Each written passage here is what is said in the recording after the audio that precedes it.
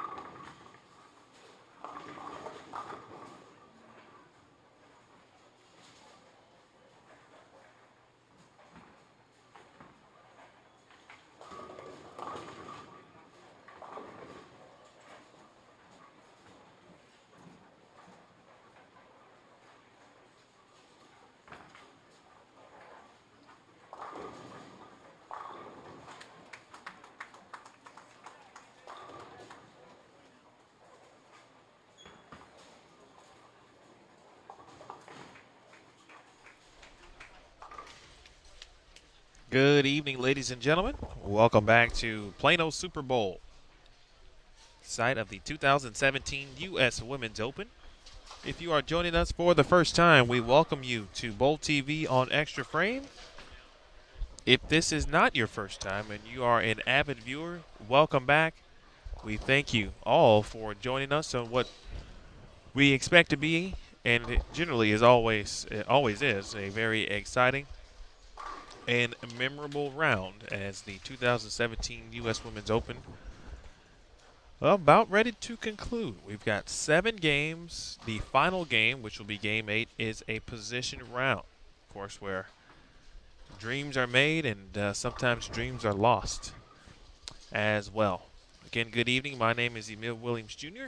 Pleased to be here with you with Matt Canizaro, Aaron Smith, Jason Thomas.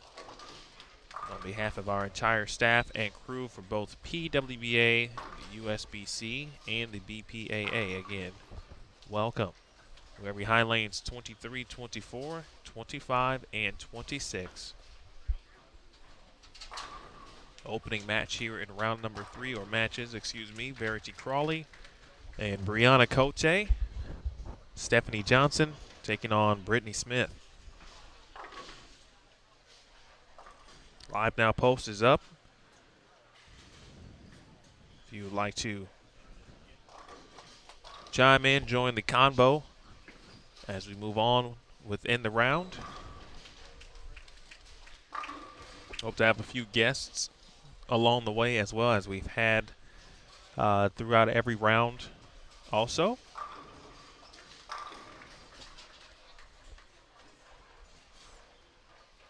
Of course, this will wrap things up here for Extra Frame after this round, because tomorrow we'll turn your attentions to CBS Sports Network and the live televised finals, where 5 finalists will be determined tonight, and those finalists will then bowl for the prestigious U.S. Women's Open title tomorrow at noon Eastern on CBS Sports Network.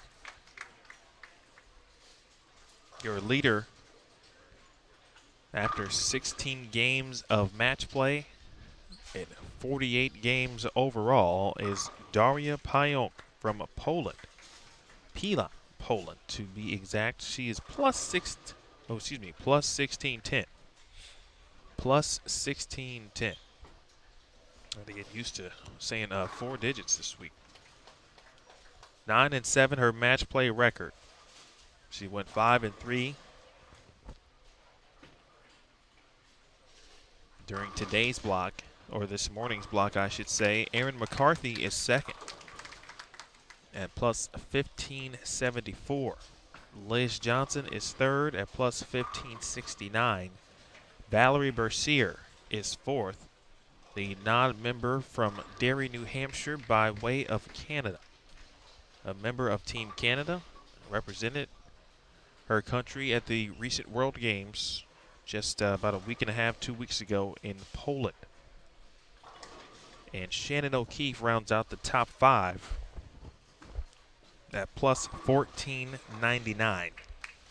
She is 7-9 in match play. By the way, Bercier 12-4, her match play record, the best match play record of the 24 match play finalists. Caitlin Johnson, the non-member from Weber International, is 6th. She shot 298 this morning, followed it up with 266, and ended the day with a 278 game to go 6-2 and find her way just 78 pins back. Of the show, Nicole Trudell, the Sacred Heart University former standout, is 102 pins back. Pretty solid day this morning, 5-3. She's 9-7 overall. Ine Wegner from Sweden, 2016 Kubica AMF World Cup champion, sits in 8th. She's got a 10-6 match play record, just 112 pins back. Jody Westner, who led the tournament, coming into yesterday, 122 pins back of the field, after going 7-1 last night. Jody 1-7 this morning. So, of course, not completely out by any means. 122 pins certainly can be made up in just a couple of games here. So, plenty of opportunity and time for Jody Westner. And in 10th place, Julia Bond. Team USA member, won the U.S. Amateur title in January of this year, and a Nebraska senior to be. Still plenty of opportunity not only for Julia. Maria Jose Rodriguez is 11th, 136 pins back. Stephanie Johnson is 12th, 142 pins back. Brianna Cote made up a lot of ground. She jumped from 22nd to 13th. After going 6-2, she shot 289 herself at the front 10 earlier today. She is 181 pins back from the show. Sure to check pwba.com/live.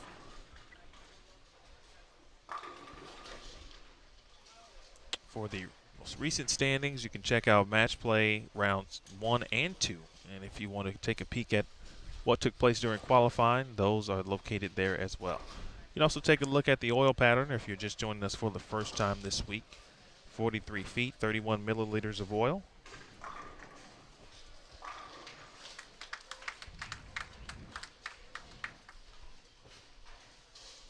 The match play schedule is also located there.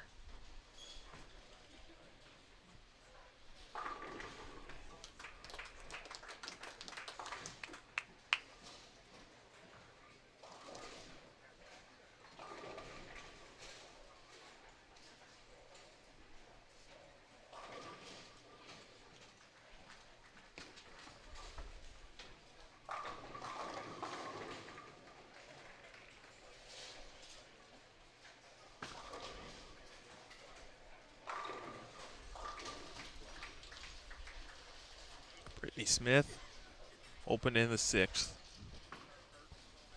Stephanie Johnson, one strike but clean throughout. Aaron McCarthy to our right. Cote having trouble carrying so far here in game number 1.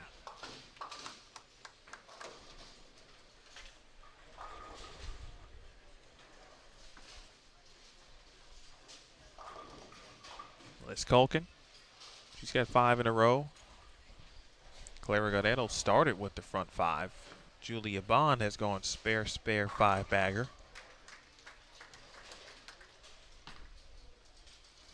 We get closer to the end of the block.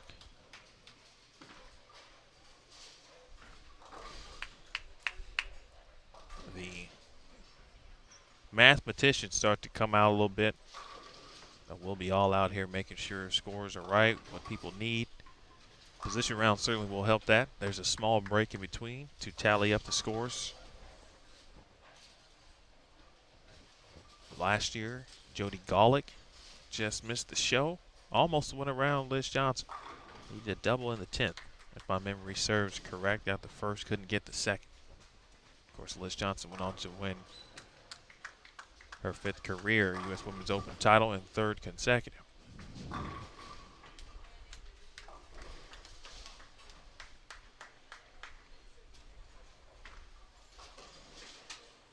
Daria Payok has opened some eyes here this week. First open frame there for Steph. Many people have been paying attention, know who she is, very aware. Her time at Weber, for example, but PWBA Tour, seen glimpses, highlights. She shot 300 in Detroit and then went on to win that title on CBS Sports Network.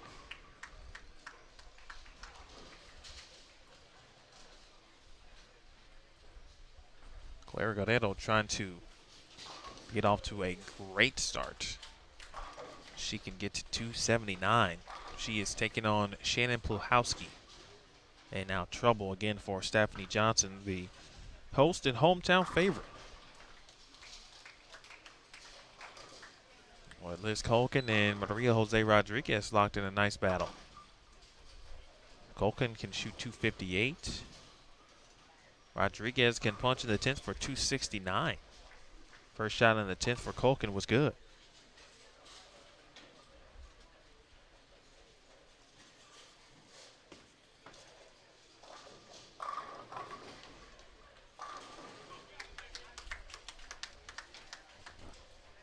Bond had a split in the 8th. Back on the strike in the 9th.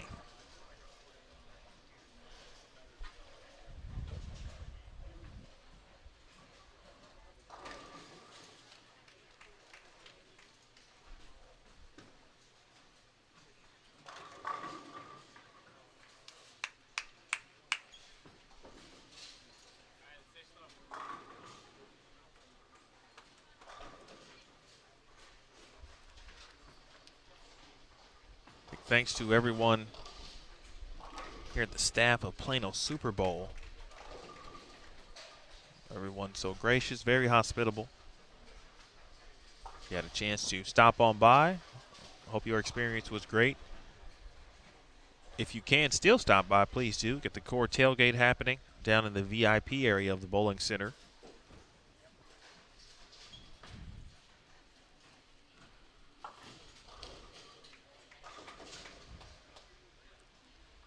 All right, Colkin finished with 247.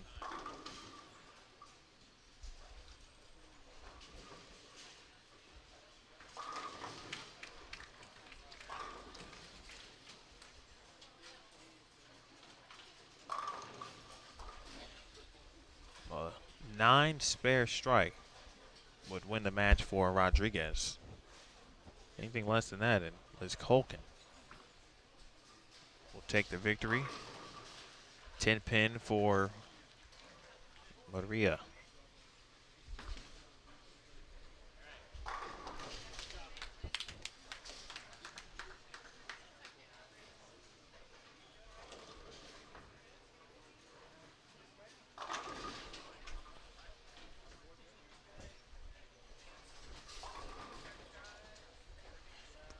Coach, I mentioned that she made a big jump. Her block total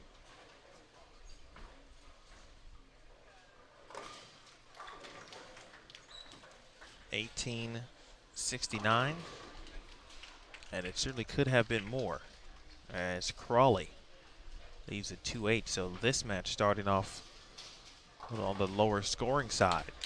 This is the burn. The lanes were not re-oiled in between the break, or in between the rounds, excuse me, during the break.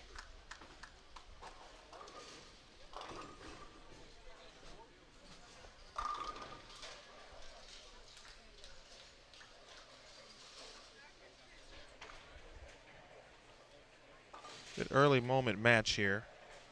We'll take a quick look at. This is Rodriguez, and she gets 9. So, by my count, that 9 means that they just tied.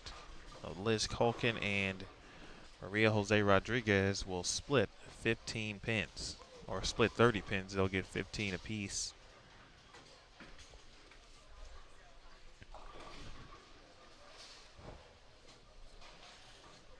Stephanie Johnson, back-to-back opens, and now takes care of the 2-8. She's left that a couple times. Brittany Smith just kind of doing what she has to do, trying to get past an early open, or 2 opens, excuse me, in the back half of this game.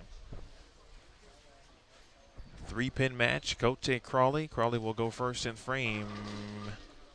Gets a couple of pins to knock out the 9.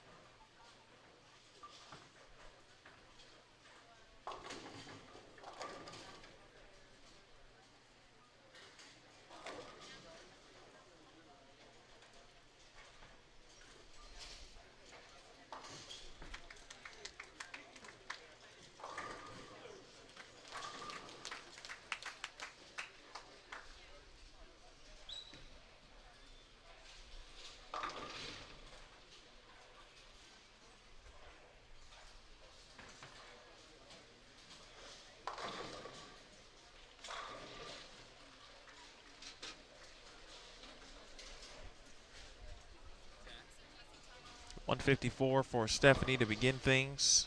She didn't have very good ball reaction earlier today. She's going to have to find something quick here. Let's go over to Aaron McCarthy briefly. McCarthy needs a strike here to win the match and get some late loving on the 10-pin. So now, misspoke there. She needed a strike to maintain her place in the match. She has 207. Of course, a double in the 10th.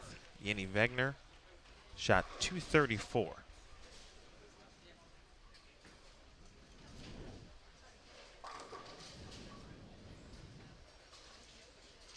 So 8-2 win for McCarthy.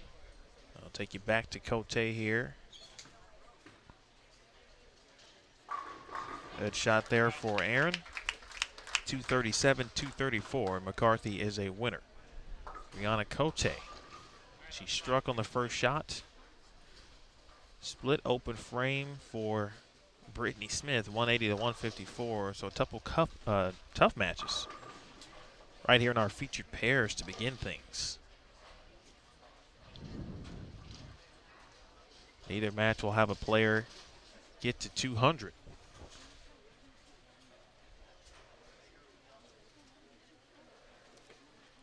We've had several of those. Not a lot, but at least once a game, it seems like one match is low scoring. Cote, that helps. Wasn't sure about it, and now can breathe easy after the double.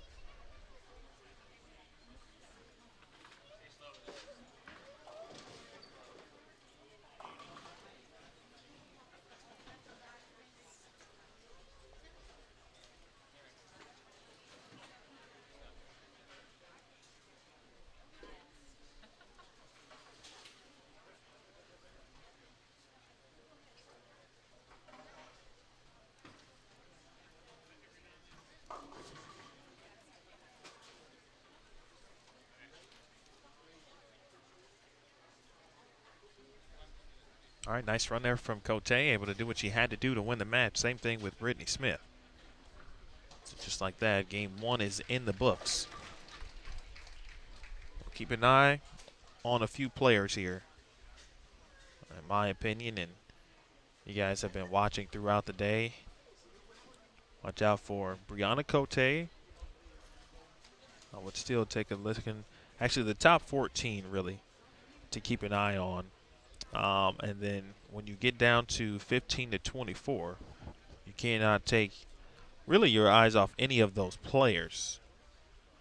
The one that sticks out, actually two, Kelly Kulick and Danielle McEwen, both very capable, more than capable, of putting on the run necessary to move up 10 to 12 spots to get to the show.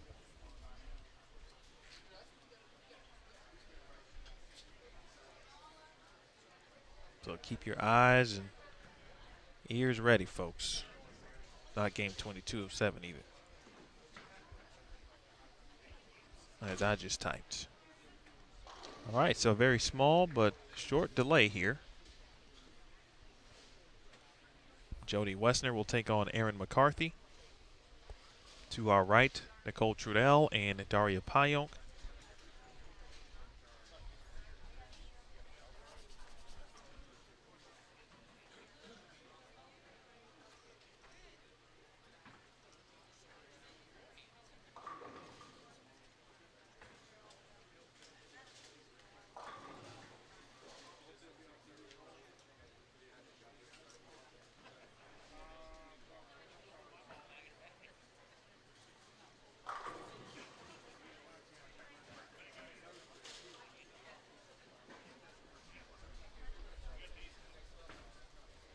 Leanne Holstenberg and Sandra Gongora will begin on 23 and 24.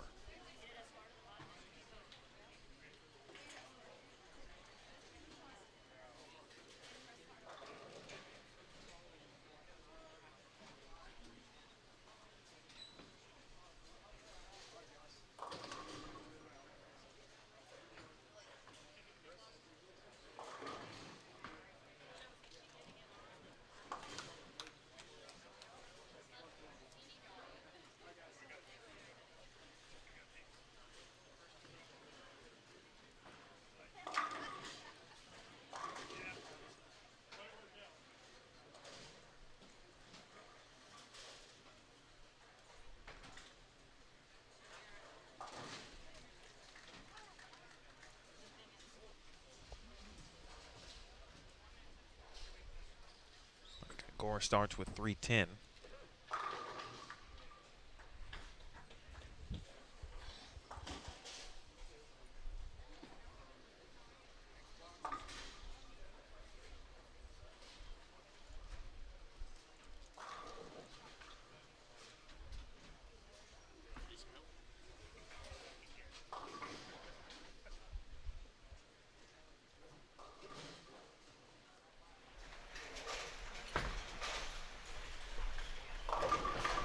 All right, folks, as we begin game 2, just as we did in round 2 this morning, almost our, I won't say weekly, but our roundly visit with Chris Barnes.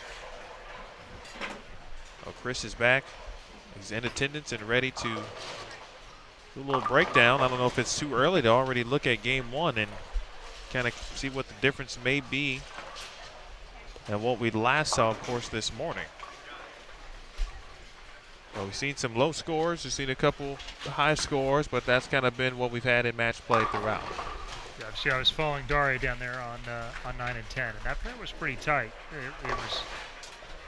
I thought it was going to be pretty tricky. Daria did a really nice job of managing the difference in the 2 lanes and actually shot 240 in 1. But most of the scores down that end were lower. I heard there was a couple of bigger scores up here on the higher end. But I know there's a couple pairs up here that are also tricky. So without having seen more, I don't know yet. There's going to be that middle group that's probably 7th or 8th to 15th are probably going to look for something a little different than what they've been doing. I guess I don't know that they will. I know I would. I'd be looking for something special, take a chance. Sure. To try and find a way to have a 300 over plus block where you can win 6-7 games and have a chance at making a run at the show.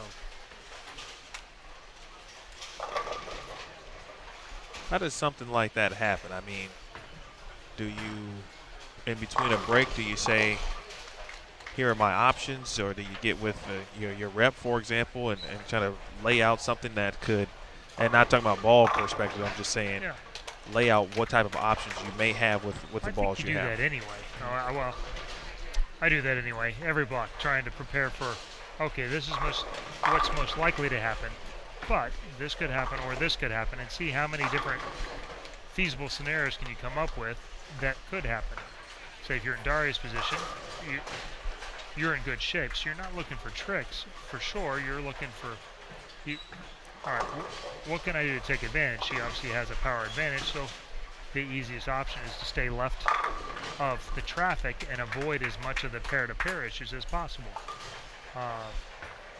Did pretty good on the first pair. We talked about earlier is one of the things that I thought plays in Erin's favor is that her ability to control ball speed and use medium balls and get them to shape enough, let her get through the front and stay away from the bad game.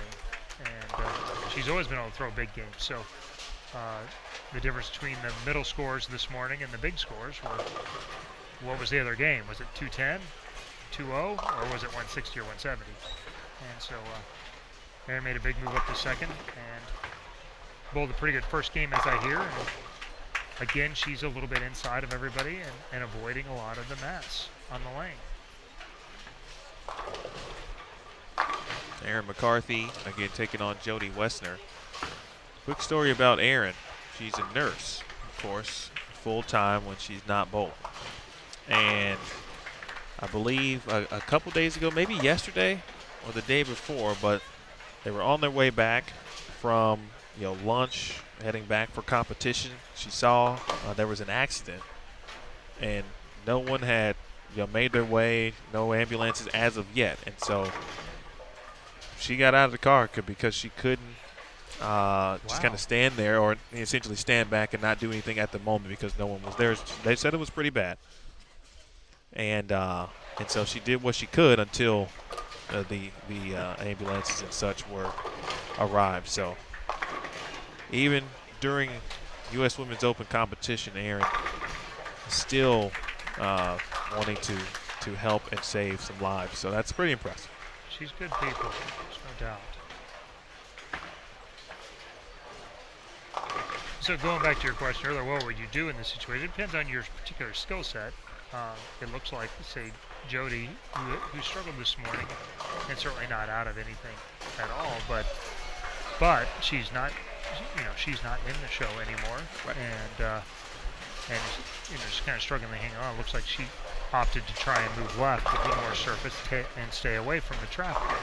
She's got a skill set that does allow her to do that, and if it pays off, she'll go higher. It looks like game one, it did not work out very well. Look, she's 11th now in 135 back, and I believe she was 6th before, so possibly 5th. And there, she's far enough in, obviously, for that, but she has to stay slower so her ball will pick up. Missed in a little bit and got long.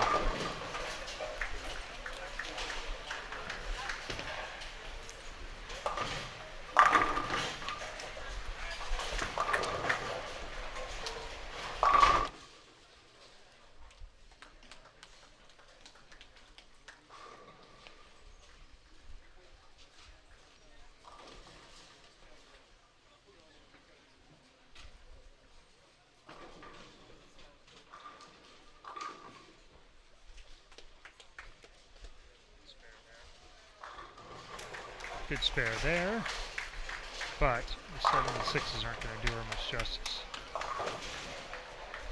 Yeah, it's weird. For the first time, really all tournament, Jody has not had the best ball reaction for herself.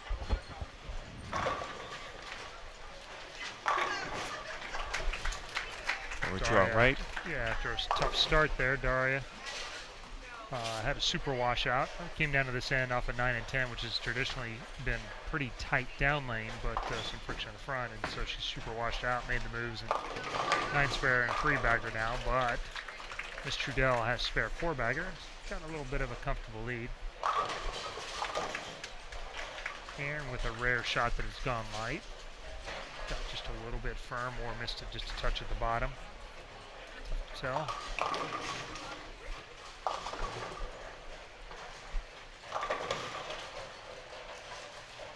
Really think after so many weeks of bowling on less than 2-to-1 patterns, it's kind of like shooting a basketball hoop that's a little bit small.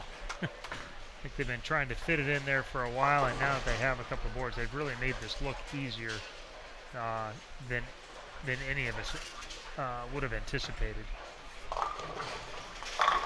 But if you get it going the wrong way a little bit and you miss that mid-lane spot before the speed bump in the pattern, your ball goes like 4 feet further.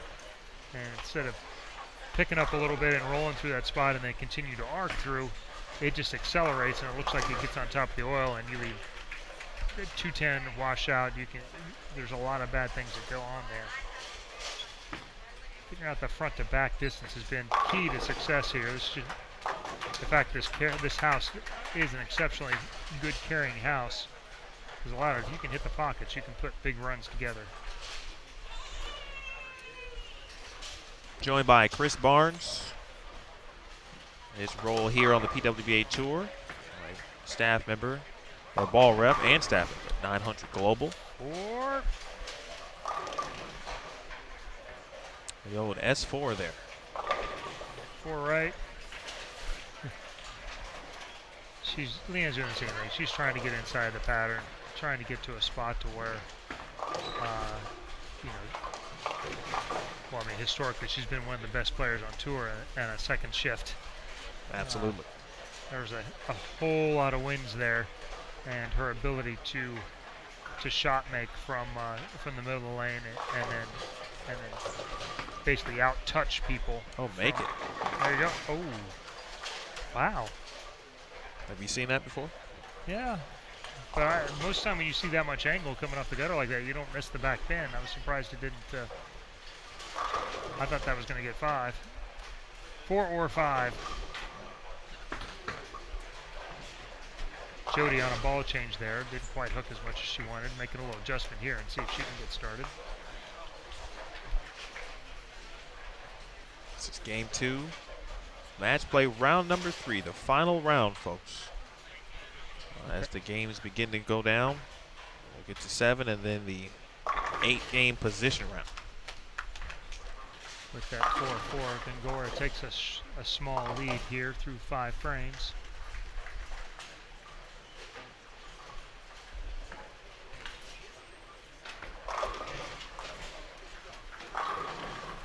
Maria Rodriguez with a big first game has got herself right in the middle of this. Now 68 back. Oh, look at this. Your better half. Without question.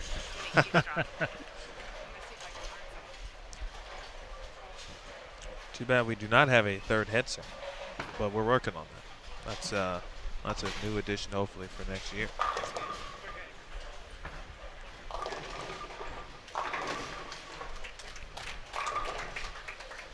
Payu continuing to strike. We'll step on over in that match here in just a second.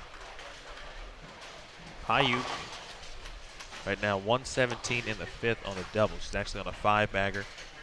And Cole Trudell, who has been very good today also. Yeah, 269 to 267 pace right now, both through 7 frames. It's a monster game there. Gongora with the strike there, keeps her 4-pin lead and a chance to take that to 14. Where is she at overall?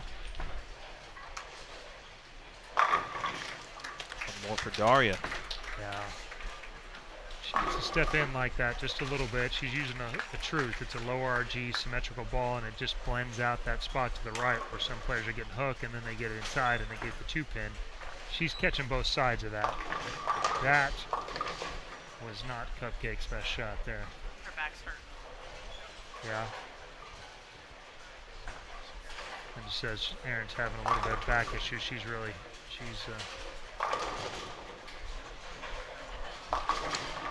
been grinding through a little bit here. I tell you, hopefully, obviously we hope she's okay and will be okay and can get through it here.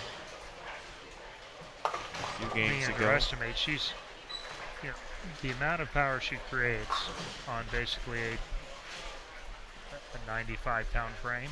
I don't know. I don't know what she weighs, but she's not big. She's petite, 5'5", very little body fat, and really creates one of the more powerful strike balls out here. And I hadn't heard her have any ailments before, but I guess I'm not surprised because of the amount of torque of a 14-week season can put on your body.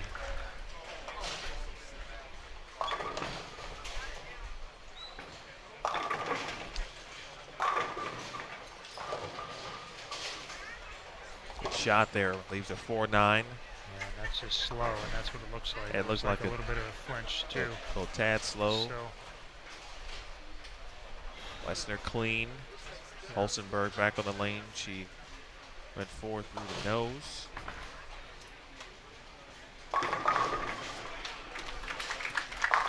Bell, after a miss on the right lane, has a possible 249 left. By no means out of that match. Nice spare. Great shot. She may have to gut out a little bit here too.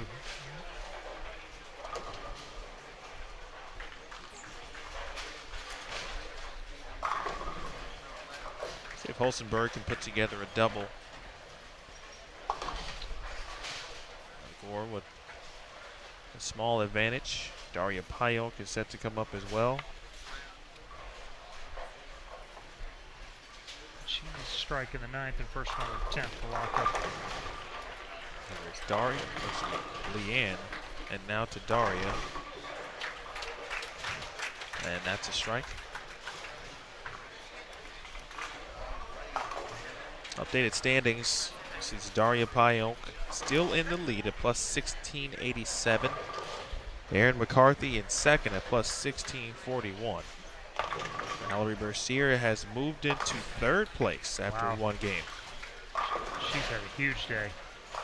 Plus 1626. Liz Johnson dropping to 4th.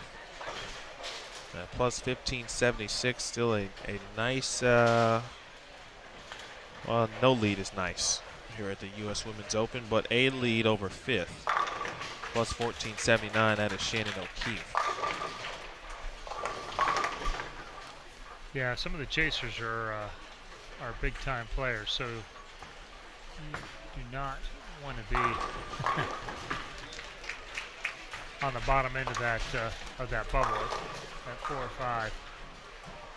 Maria capable of going really big. Jenny Wagner from Sweden capable of shooting monster scores. Julia Bond, Team USA player. Caitlin Johnson, all within 100 pins of the show, and then Jody Wosner, who has had a dominating performance for the first 5 days here.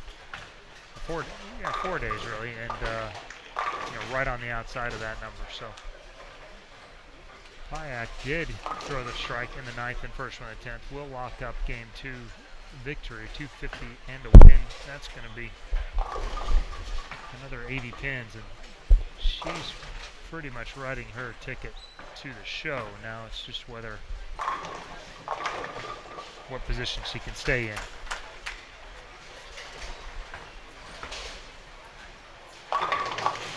Joined in the booth again, folks, by Chris Barnes. We had a few good questions earlier for you. So if anyone has dropped one as of yet, working with the Live Now post, this is the final round of match play. It's been at the top of the PWBA page. We did have a good question in regards to if Leanne Holstenberg can still make it. Well, let's check. Get no lead safe. Leanne right now at 19th. She's 286 pins from 5th at the moment. Almost everything has to go right from here, and the fact that she's got a strikeout for 220 this game, I mean, there's no room for any errors at this point. She would have to strike out here and basically not lose any other games, and have a lot of 250s.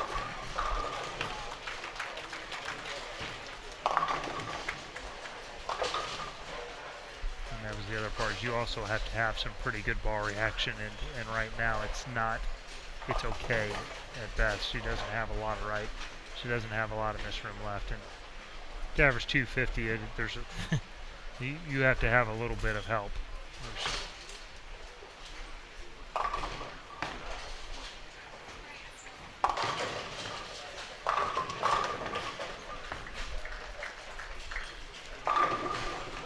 McCarthy survived those couple of frames there, made one of the splits, and still has a 5-pin lead, and now a strike up going into the 8th. Really good shot there. Doubles to extend her lead to 15, possible 237.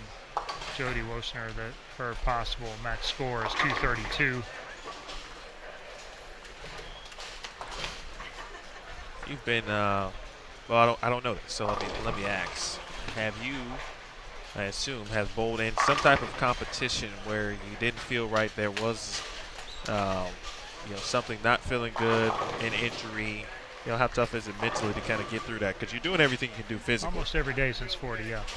But no, there's times, and whether it's actually a physical ache or just timing, either way, they both come to the same result. And so hopefully whatever it is, you can find a way to do it fairly consistently and work your way around it. Some players, much like nerves, will go to anger or some kind of way to chase the nerves away. And you see Pete do that a lot on TV. He'll make up a real or imagined grievance, and then that becomes his focal point, and then that chases away any of the adrenaline, nerves, what have you. Tommy even will do that on occasion too, and that's he doesn't necessarily pick out the crowd members, but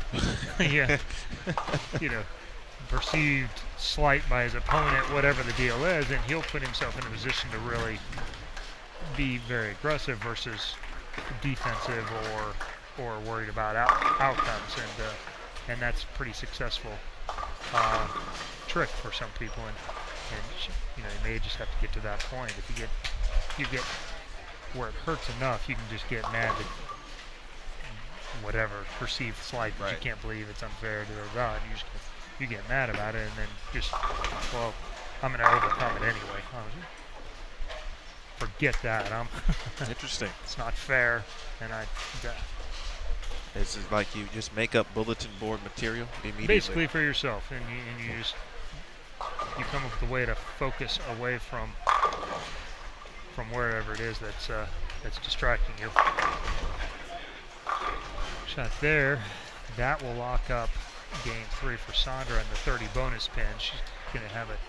Well, she needs 6 pins and 2 shots, but chance to shoot 217. Leanne struck out for 202.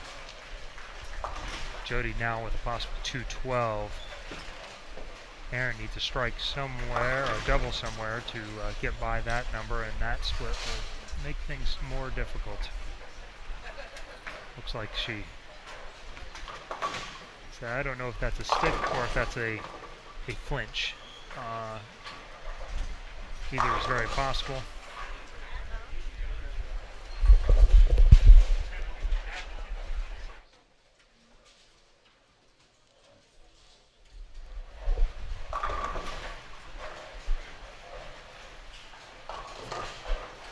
She will have to make that and double the 10th to shut out Jody. Otherwise, Jody will have an opportunity to strike in the 10th and 11th, or maybe just the 10th, and pick up a win here. Which have been hard to come by for her. After going 7-1 last night and running up the leaderboard, this morning was a full reversal. Indeed it was. 1-7. Match play record this morning. It's still working through it, but this sometimes you just need one game. Like you said, a little vote of confidence. A couple strikes go down. You see the pins go down.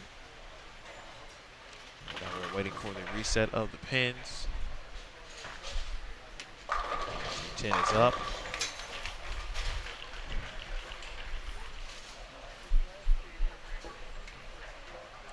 Chris, we got a couple questions for you before you mosey on here. Tim Pfeiffer asks, first of all, you say you were pretty technical. Tim Pfeiffer. Ex-Team USA teammate, Tim Pfeiffer. Said, explain to the folks how the topography of the center led to some of the scoring pace this week on a pattern that looks far more difficult on paper. Yes, and it is, and that's part of the thing. We talked about it earlier, Yes, we did. about this morning, but this is center. There, one, the gutter does hook, and so the little bit of shape that there was on the gutter led to bigger scores on the fresh. Two, it's a super successful center, both recreationally and league play, and so there is a ton of play on this HBL surface in the track, which in the Block B, you see players like Aaron, and by the track I mean from board 8 to about 13 or so, 8 to 14, there's a lot of play there. So there's natural friction built in. So a slight shape in the pattern, which is less than 2-1 in that part of the lane, plays like 3-1, and with a little bit of extra play turns into 4-1 pretty quickly. So balls will naturally hook off at 8-9 in this building. 41-foot pattern. If you use USBC's rule 31, the break point's supposed to be at 10, and that's right where the surface wants to hook. And so, the stars align a little bit here as the lanes break down, and they are really not bad at all from that part of the lane.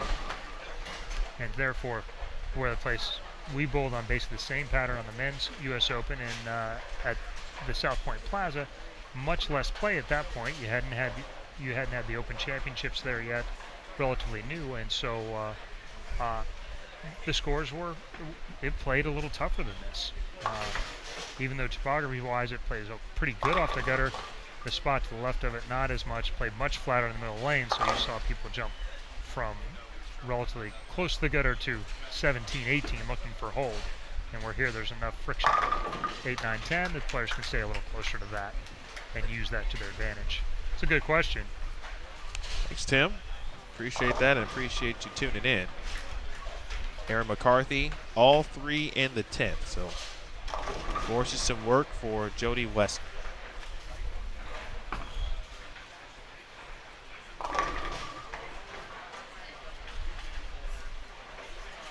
Looks like everyone now into almost game 3. We are wrapping up game 2 here on 25 and 26. One of the tougher pairs in the building, it seems to have been, at least today. Big shot. Excellent shot there. Fill ball was big for McCarthy, got her to 203, forces Jody to throw the second one in the 10th to get around her for the extra 30. So these are some of the big shots, and as much as you like to downplay the match play portion as a competitor, you know, this essentially is a 40-pin shot, and these are all pretty important now.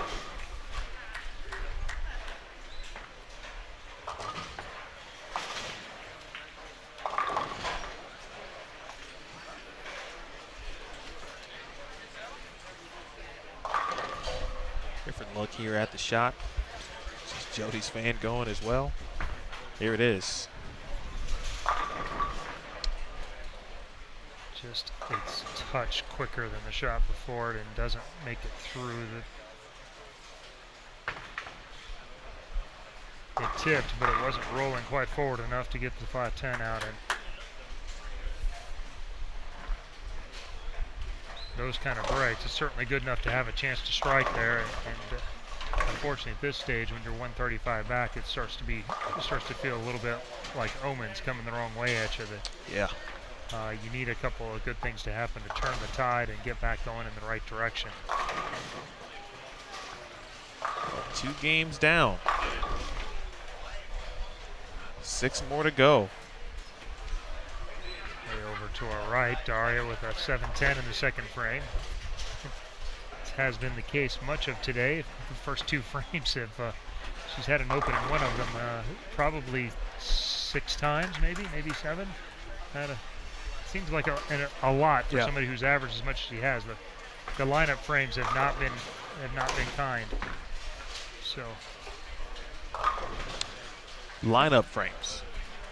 Going to expand on that a little bit. What does that mean? At this point, we're 10 games in, and so you've had different competitors, different people have started on. We've had 2 different practice sessions on them as well. So every pair is going to be somewhere between a little bit different to a lot different. A little bit of it could be topography, although it seems to be pretty good for the most part in this building. There's not a lot of big glaring, hey, what about that pair kind of thing. 9 and 10 may be the closest to that, but all in all, really even then, not that bad as the week has gone on. And I think it had more to do with being the first lane run a lot of times, like it is in many buildings. So. You go to another new pair, there's more people that have used surface playing 8-9 on this pair. Oh, well, you've had Leanne and you've had Aaron, you've had some of the players that like to hook it more have bowled a few more games on this pair, so it hooks a little bit more to the left and it's a little tighter down lane instead of being a little bouncier when you get it to the right. So you can make a few educated guesses, but sometimes first couple frames you need to be a little bit lucky as well that you can just leave some things you can make, and if you somehow can pull off a double early, that could be a pretty big advantage. Joined by Chris Barnes in the booth. Chris has been gracious enough with his time while working to give us some insight into how the players are thinking, how the lanes are playing, which is obviously is very important as you watch to get an understanding of why something may be happening and what to look forward to. We're fortunate too. Our regular tour rep, Steve Jacobs, is out here as well this week, and for the majors we try and have a couple of people, like a lot of the staffs do for the majors, and with Daria being our player left, Linda just missing the cut, we're free, or I'm free. He does a great job, and as well as she's bowling, we're basically just clapping anyway. I'm sure that helps a little bit. Giselle Poss and Leanne Holsenberg. Erin McCarthy moves over 1 pair to the left, taking on Liz Johnson. Wow. Well, clearly not feeling not the highest energy person anyway. Granted, I'll give you that, but she's not sitting in between shots, which is a telltale of back issues.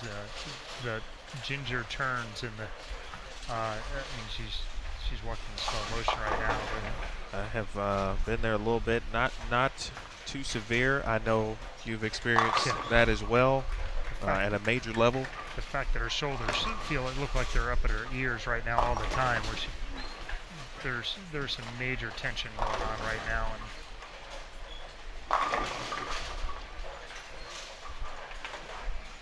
unfortunately, it's a long ways to go.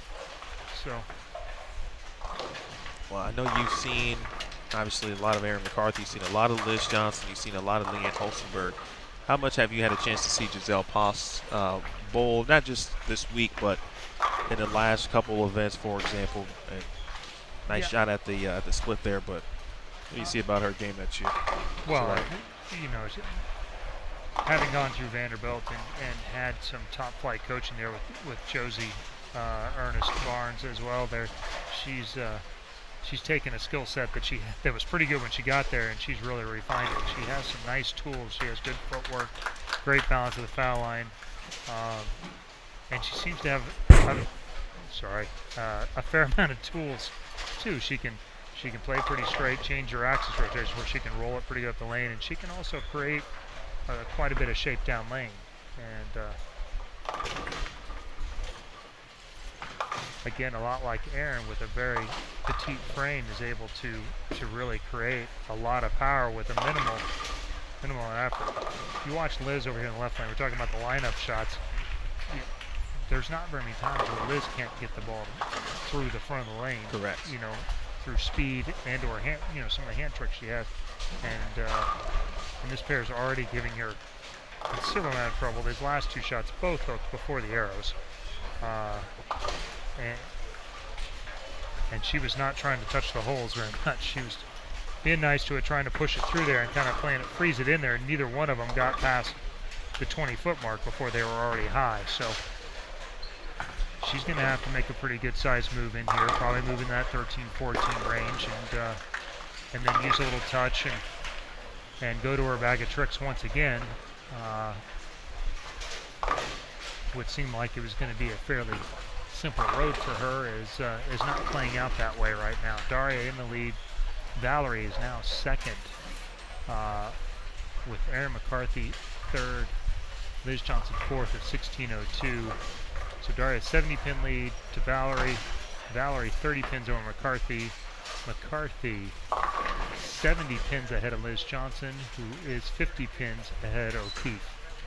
And Nicole Trudell is the first one out of the show at 14.97, who is 50 pins behind Shannon. So Julia Bond 7th, Jenny Wagner 8th, Maria 9th, and Stephanie Johnson 10th at 150 back.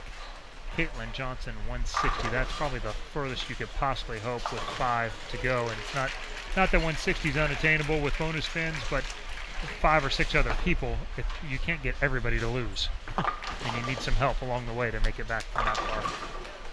Well, to our good friends that are north of the border who have been watching Extra Frame religiously, Rob McCabe Brian McLean.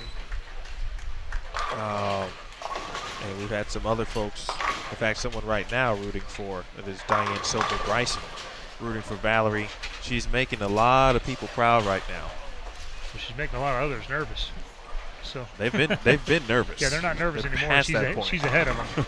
So yeah, she's bowled very well all week, and she has continually improved, it seems, as the week has gone on, moving up a little each block, and today she has put on a really big run. She has not crossed close to Daria, so I really haven't followed her scores closely, but it seems that she has steadily marched up the leaderboard and won a lot of matches, which means she's consistently bowling good scores.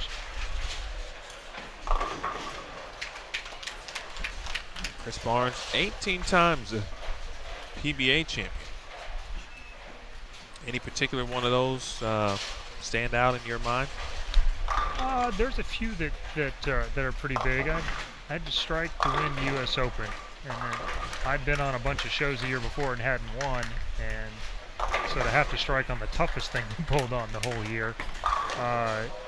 Like we said, Liz going into the 11-12, switching balls to code red, then softening the speed up, getting around it. So she only changed about 3 variables at once, and made it all work. So that was probably the biggest one. I think the only way to not have a slump on TV is basically just not make very many shows, and so, but it becomes its own demon after a while, and the pressure builds on itself, and so each shot becomes bigger than its own in individuality, and then be it on top of the U.S. Open with it. That was a big one. So once I got through that, and then started to persevere, and then now we've stolen a couple of titles here and there and done some things without ball reaction, things like what Norm has done over the years that you go, you get done, how did he win? Like, I had better ball reaction, or he had better ball. How did he? And you keep it close, they give you a chance, and then you walk through the door in the 9th to 10th frames and steal some titles. And that's been fun since I've been working with Mark. That's you're not always going to win, but the shots down at the end, you feel like you don't need to have a big lead going in the 10th. You just want a chance and have the ball in your hand, and sometimes it's going to work out, and sometimes it's not. But well, we know one thing: if Erin McCarthy can hang on and get into the top 5, not only will it be 56 games worth of dedication, effort, blood, sweat, and tears, but maybe some pain as well, and it'll be well earned and a great story. We've still got some games to go. I was looking over there. She had a patch on the back, so she's got something over there. I don't know, like something trying to get some relief in her lower back.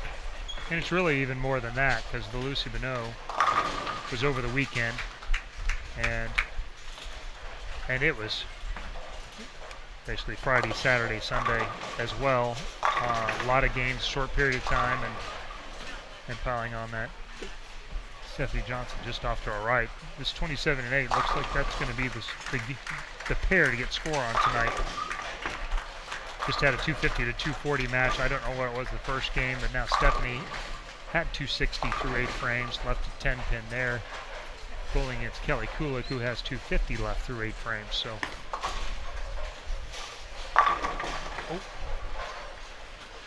Liz just getting just a touch long that right lane, leaving a 10 pin. Down 30 now, as Erin was able to strike on both lanes for a 3-bagger. Max possible scores, 265 for McCarthy and 226 now for Liz. She's going to have to dig in a little bit here and get some things turned around. I do think the move into the track and let her get a feel from in there will be what keys her run. And not every pair will be great from there, but I think she'll get 2 games from there that will be in the 230, 240 and win range, which will be enough to keep her up there. And if she can catch the 3rd pair or turn one of the 2-1 games into a bigger one, or one of the 230s into 260 or 70, she'll have a chance still to even get as high up, and she could even catch the lead. This is game 3. Already 2 games in the books for this round. Be sure to check the stats, the standings at pwba.com/slide. You can also get there, bowl.com/US Women's Open. Shot there for Poss in the 5th. After the Liz Johnson shots, I'll take you briefly over to 27 and 28. Good shot there from Liz. Of course, McCarthy's on the 3-bagger. Let's get a look at Kelly Kulik. Kelly 166 in the 7th on a 3-bagger. Max score 256, as Chris mentioned.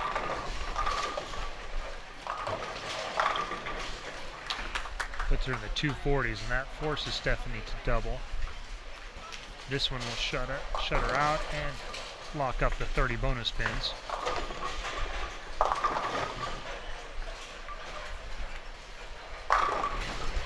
Toss through the nose, 3, 6, 9, 10. And now Erin McCarthy.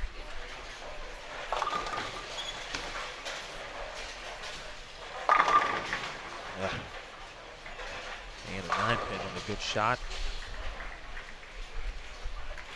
Back over to Kulik.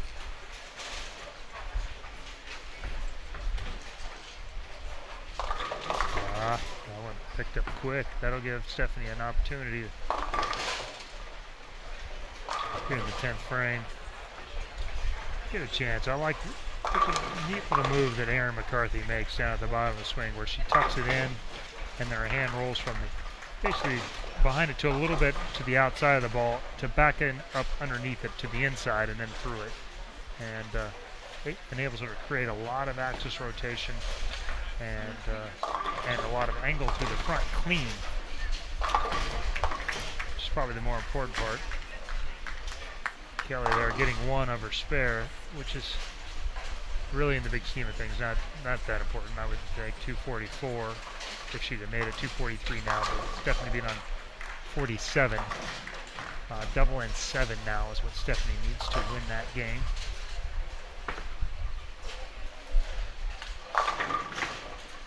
And gets out of trouble in the pocket, 7-10. A couple pins hit the 7, or the 10, excuse me, and they do not fall down. McCarthy first, then over to Stephanie Johnson. Strike McCarthy, Johnson, bang. Wow. That is 10 straight back.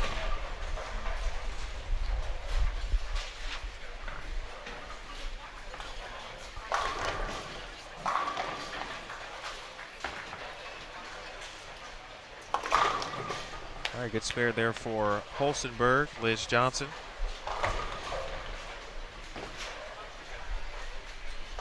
Sandra Gungor with an opportunity to shoot 240 plus. Liz, oh, that was beautiful.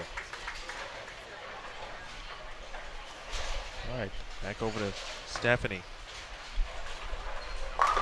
Needs it.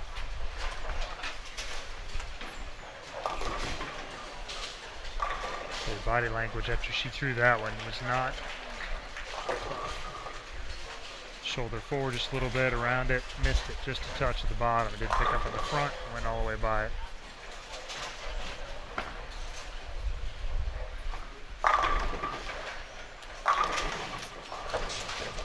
Leanne Holstenberg striking in the 7th. Liz Johnson for 3 in a row. Going to get back in the match. That was very Liz-like. Got a chance for 226 now. McCarthy, 244 possibility. Now McCarthy has to strike in the 9th and the 10th to shut out Liz. And no one really looking to give Liz a chance to step up and close the door. You know it's going to hit the pocket in the 10th, so give her a chance. You got to be lucky. Daria down there. She's now switched balls and strikes 9th, 10th, 11th for 220, and that will lock up that game.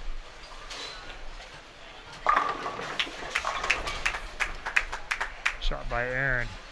Seems like that first shot after being in between is always a little bit softer for her right now. She's having a hard time generating speed.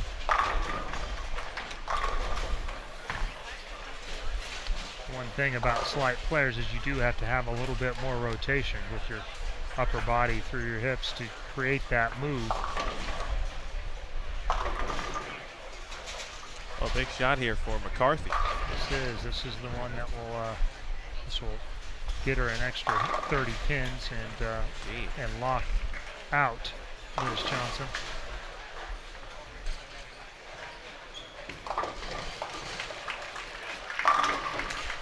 Hard to throw it better than that.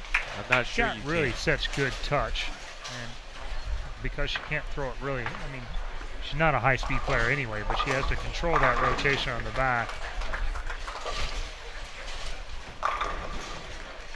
She's able to create a lot of entry angle and still get the ball to roll forward through the pins, and that's a pretty good trick to have.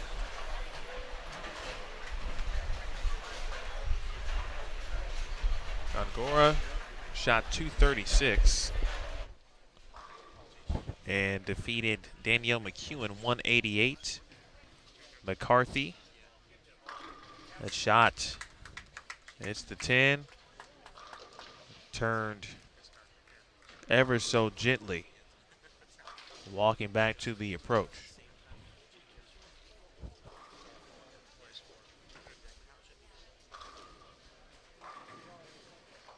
And if you're just joining us, this is Game 3. Boy, pocket 7-10 for Leanne Holstenberg. Game 3 of round number 3, the final round of match play at the 2017 U.S. Women's Open.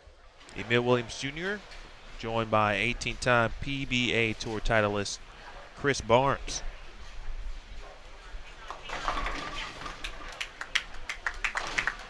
And Emac with 244. Trying to gut it out here. Yeah, those are big shots there. That's 50 pins in the 10th, basically, between the bonus and the double. So I feel like your body's letting you down a little bit. Those become a lot more important than you would hope for them to be. That's what was coming. All right, Knew Liz she'd hit caves the it in. pocket. Yeah, well, you knew she was going to hit the pocket. It was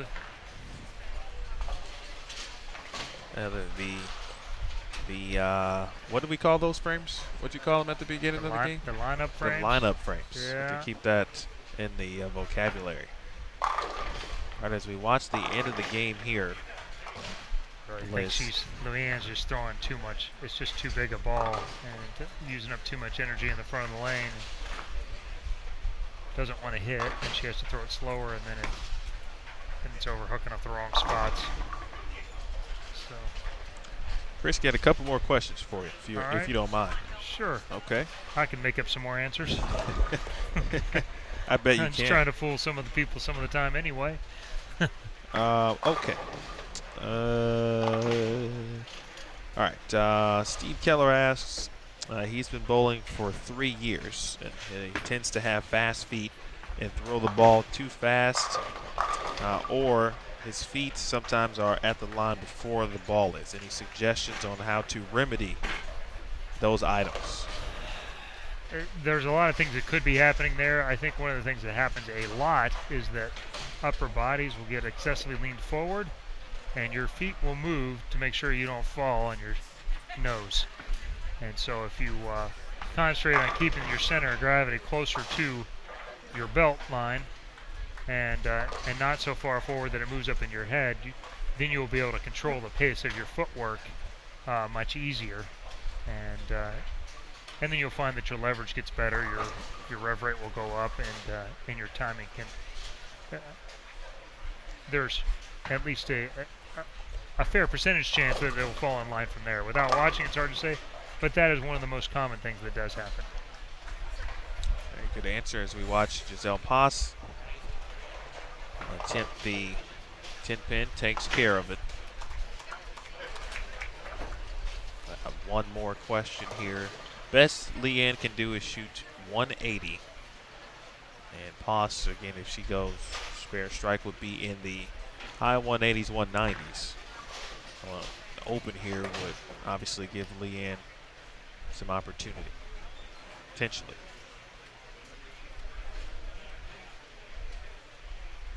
We'll go one more question after these shots here from both competitors.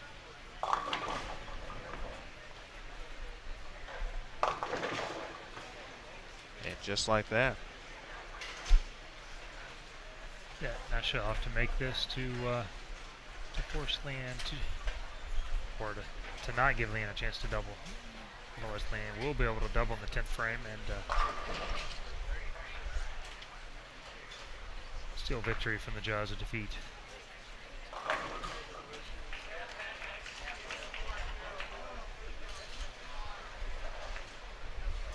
Three, 4, 6, 10.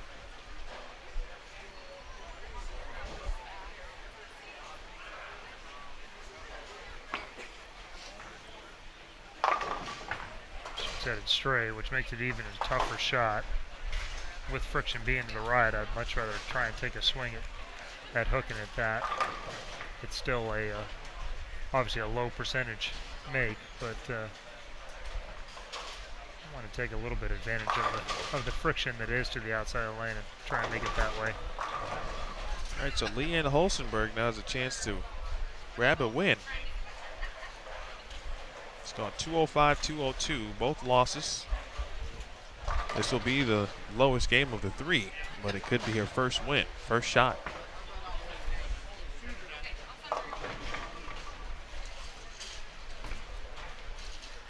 Four, 6, 7. Leanne, one of the best closers in her generation, and we'll be going to the World Championships next year, on the Senior World Championships in Germany. With Whoa! boom. How about that? Yeah, she's picking the ball. She doesn't know she made it yet. She has no idea. Nope. Yeah, you might.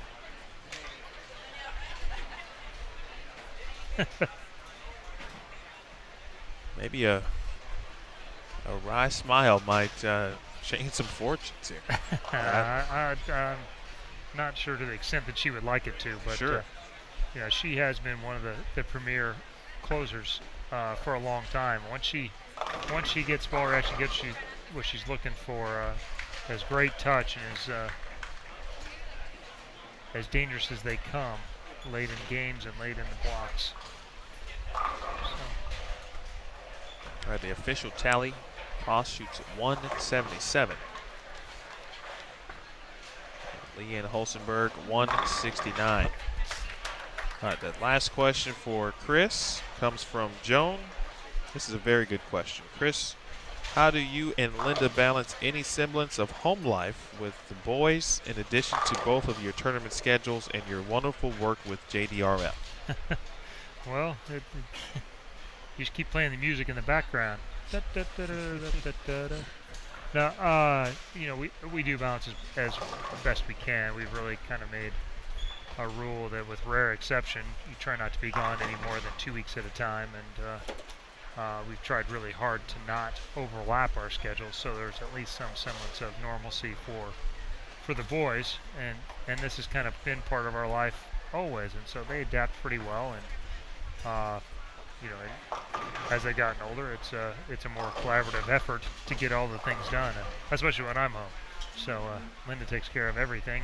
I'm not as good at it, so they have to jump in a little bit more with laundry and those kind of things. But we just, you do the best you can, and bowling has done a lot of great things for our family and afforded us a lot of opportunity. And if we weren't doing this, then you'd be working 8 to 5 every day, and probably both of us, and so we've been seeing them less in a different way, and it does take us away sometimes. We don't get to see as many of the activities and nighttime games as I'd like to see, but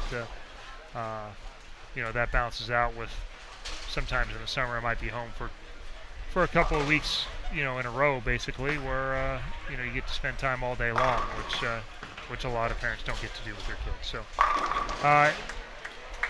everybody wants what they don't have, but we're pretty appreciative of how it's worked out for us. So I think it's going okay. Yeah, who would have thought? I was knocking over stuff, not getting in trouble for it, and got to travel the world, and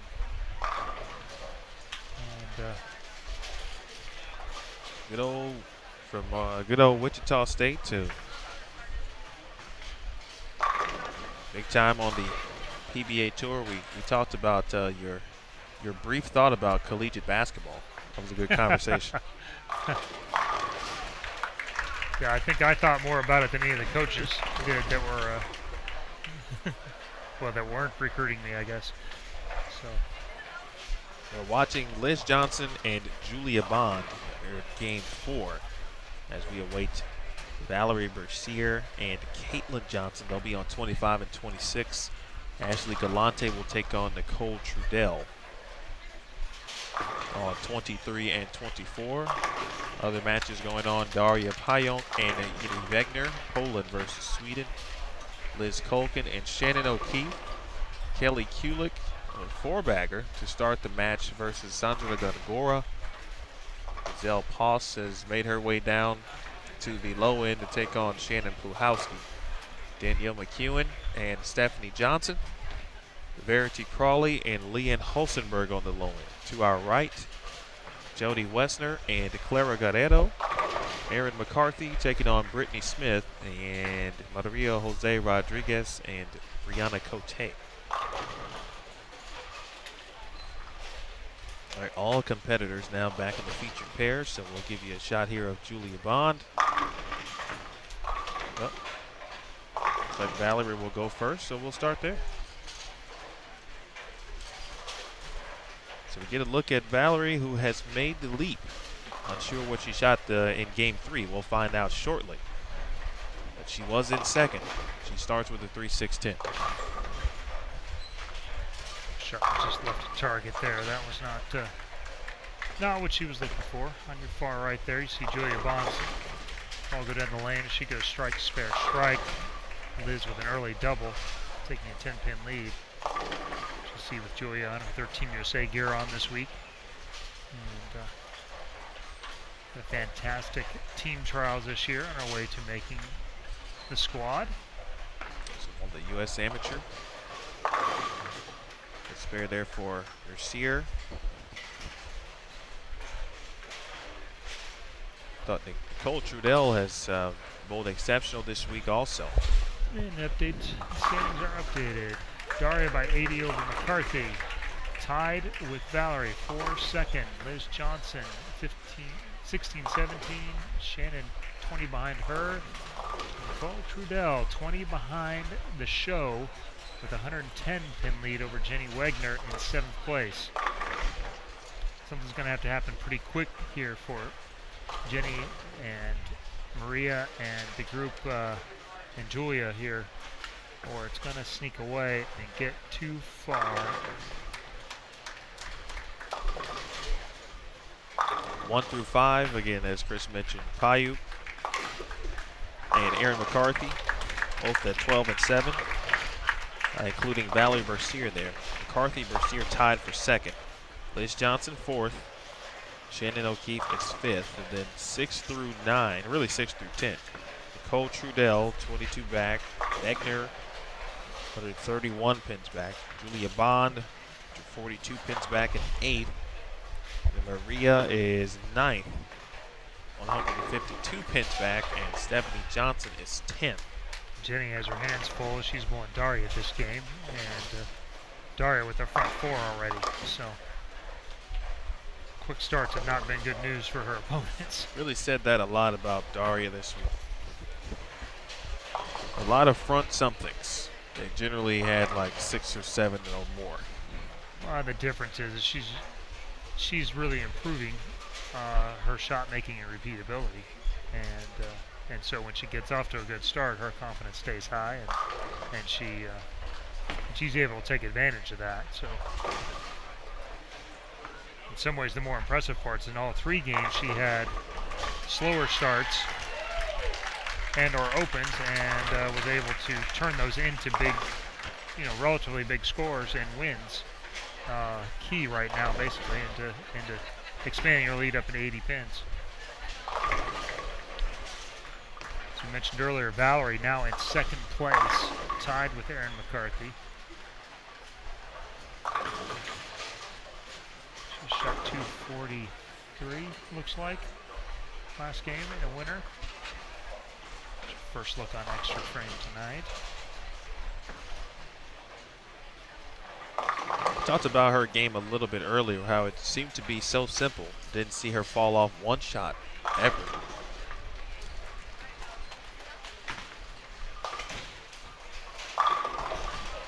Very strong release, and but when footwork's good, swings are going to follow suit. They're going to be pretty straight. She's able to create some axis rotation, which allows for her to create some angle through the pins well. And I thought the first shot on the left lane, I didn't think was her best one. The little break got her, but that one there, I think, surprised her. That looked like a pretty well executed shot, and I think she's surprised that it picked up that quick.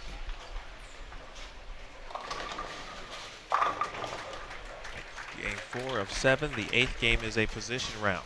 Trudell. Julia Bond making the 210 over on lane 28, just to our right.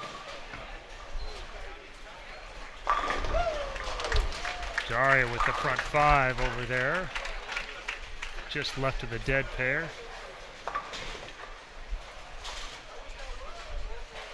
If Valerie makes a move here, or she just executes a little bit better this time on this left lane.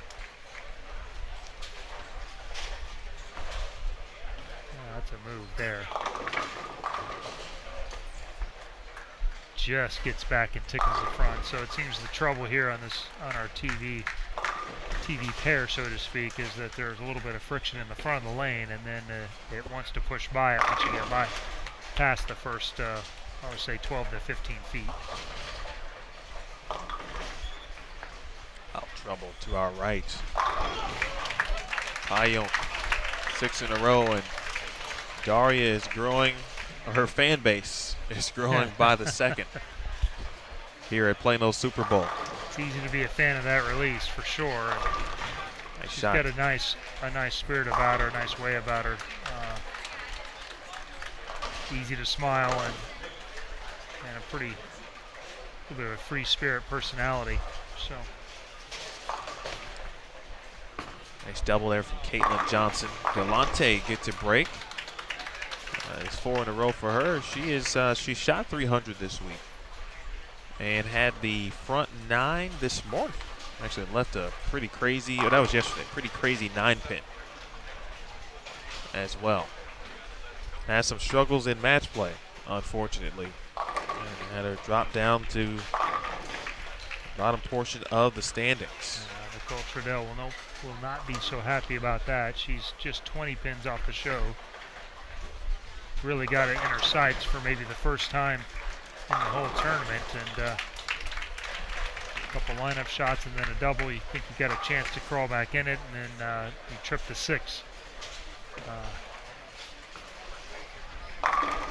This will tell you a little bit about what kind of person you are there. If you watch that and it irritates you, then you should not watch your opponent very often. You're better off not knowing rather than getting distracted or losing your focus based off of luck or perceived breaks or whatever else by someone else. Where were you at on that spectrum? I've been at both places. When I'm really bowling well, I don't care. And, when you're in the middle, you're struggling, you're trying to grasp a little bit. I found it's just better for me not to watch for the most part and keep my picture clear on what I'm trying to achieve and not so much what's going on with my opponent. So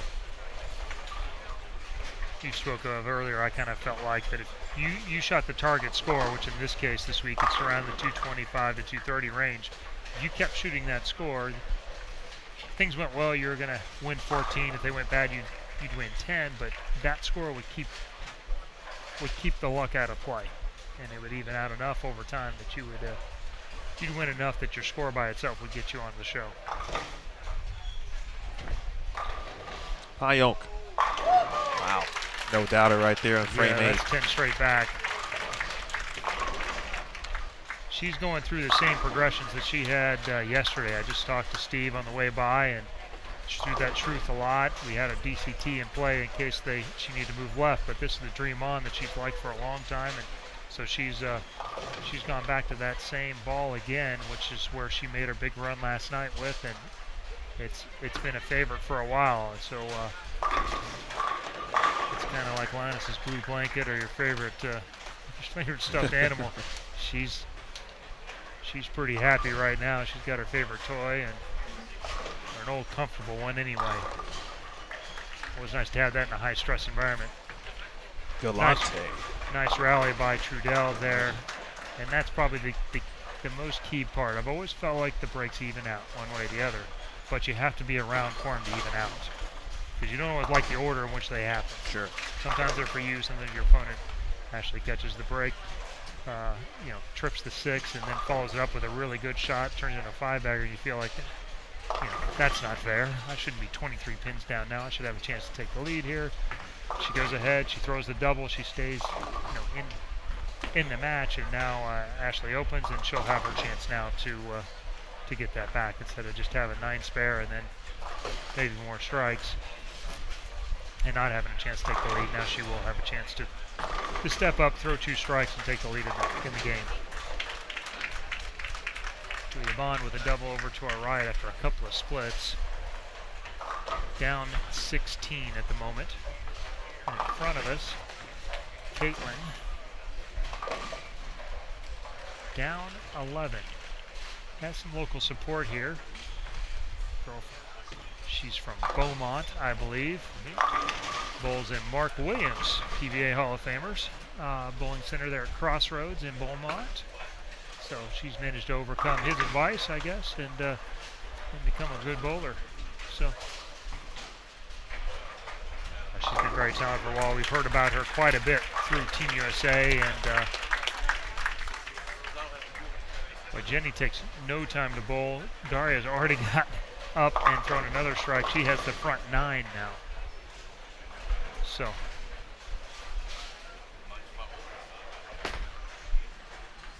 I don't know if we can swing around and catch any of that or not, but maybe a little bit out of our camera range.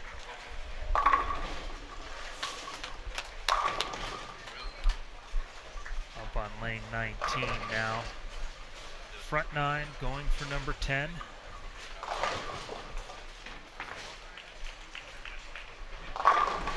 that's 10 straight back.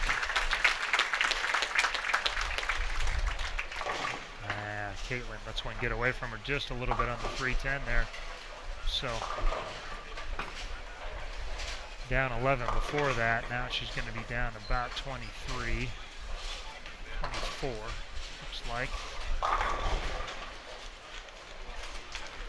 Kind of switched it over now. Our fearless leader, Bill Williams Jr.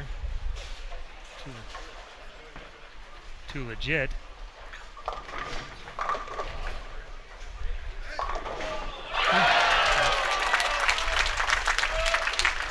Little break there with the trip 4. Trip everything. Front 11, she's with an 80-pin lead, looking to emphatically gap out here and try and put her stamp on the lead in this tournament. Great shot here right in front of us. Nicole Trudell scrapping her way into this TV show final, starting a little more than 150 back, if I remember correctly, and now only 20 pins back in the show. Liz Johnson hasn't opened down here. She is leading her game for 300. Oh. Bird dog to 10.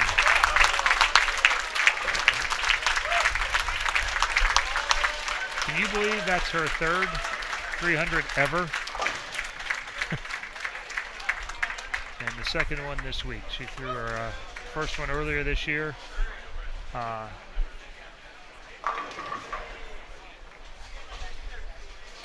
Pretty amazing run tonight.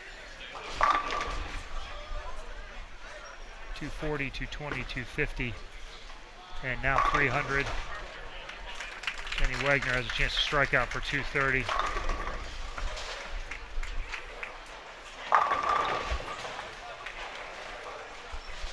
That's excellent camera work, my friend. Well, I try when I can. Yeah.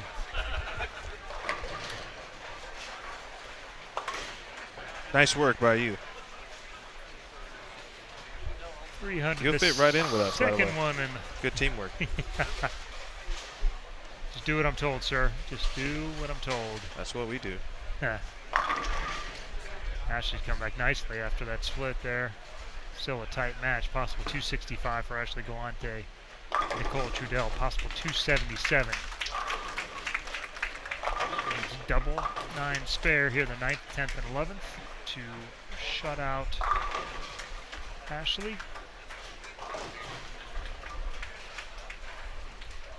And with Liz at a max 217 score. Julia Bod with a max 212 now. 211. No, I'm sorry, 201 score now. Ooh, nice shot. At the 9 pin. That puts her back in the lead for the game by 12 pins. How about Nicole Trudell's game? What stands out about it for you? I haven't actually, well, I say I haven't seen her recently, but Mark Baker and I did a clinic up in White Plains. She actually mentioned it right before we got. There's a 5-year anniversary from today that Richard Jacobson had sent out the pictures from that tournament where we, the first time we met her, and she was still She's still in high school and hadn't gone to college yet.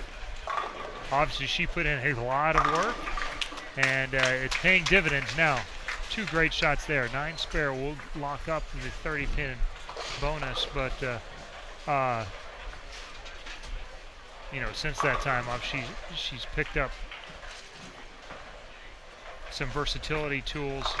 Her leverage has gotten much better. Her, you know, as her leverage and her footwork got better, her rev rate went up, and that seems to be the biggest difference between the good collegiate bowlers and you know, the great pros is your ability to not only throw it one way great, but to throw it multiple ways and create multiple angles. Nice break. She'll be in the 270s. That's a huge shot there. She will be right in the middle of this. I don't know. I can't see from here how O'Keefe is doing, but Liz now with an opportunity. She throws the first one in the 10th, and she will win the 30 pins and the game, but will lose significant ground on Trudell. That was not her best shot, and she got away with it. You know, Liz was kind of in this position before, or last year, where she had to stave off some late challenges, and mainly by Jody Golick last year. Yeah, that's a great point. Who had a double in the 10th, got the first, didn't get the second, and that allowed Liz to remain in the top 5. What that 270 does, though, is make it really hard for any of the players that were in spots 7 and lower. You had Jenny Wagner, who was down there, she lost. Julia Bond, now she lost. They're far enough back now, and with 6th place jumping up so far in that game, you're making it very difficult for any of those chasers. Now you're down to pretty close to being a six-person race for those 5 spots. Nothing like plus 107, or if you're Daria, plus 130. It doesn't suck.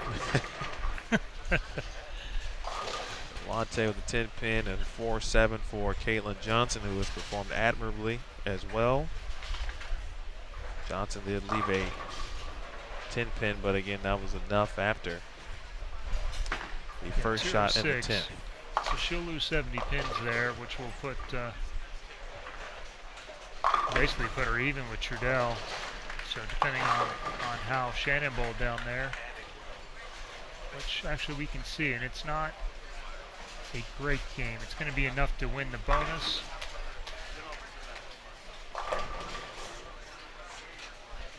But I believe she's looking at 2-0, 210, if I'm reading it right from here. That still looks like maybe 198 max.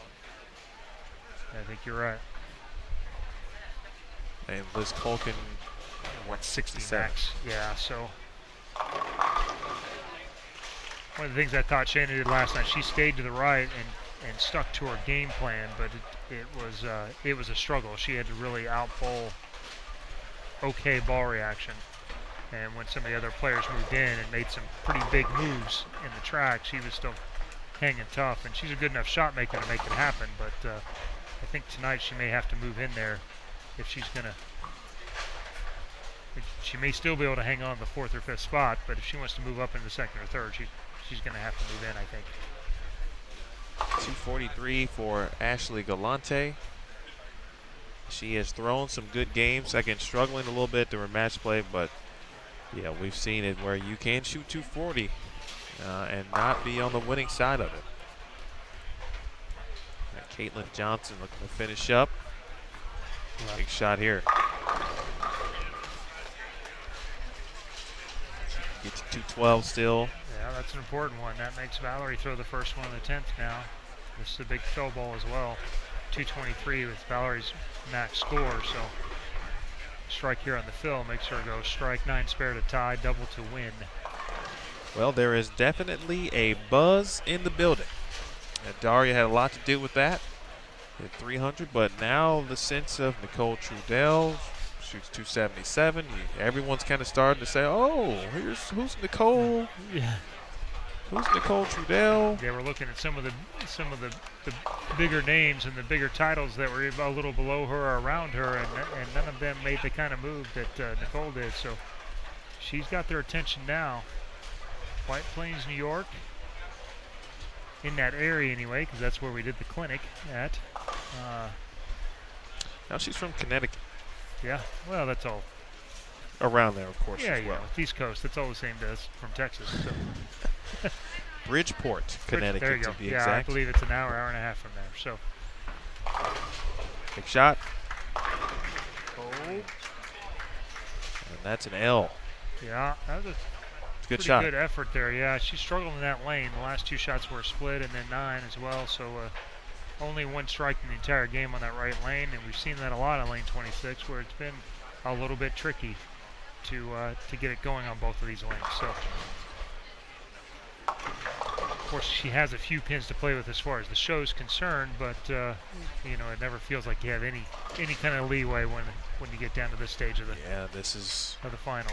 About to begin really the back half of the block really in the final 4 games.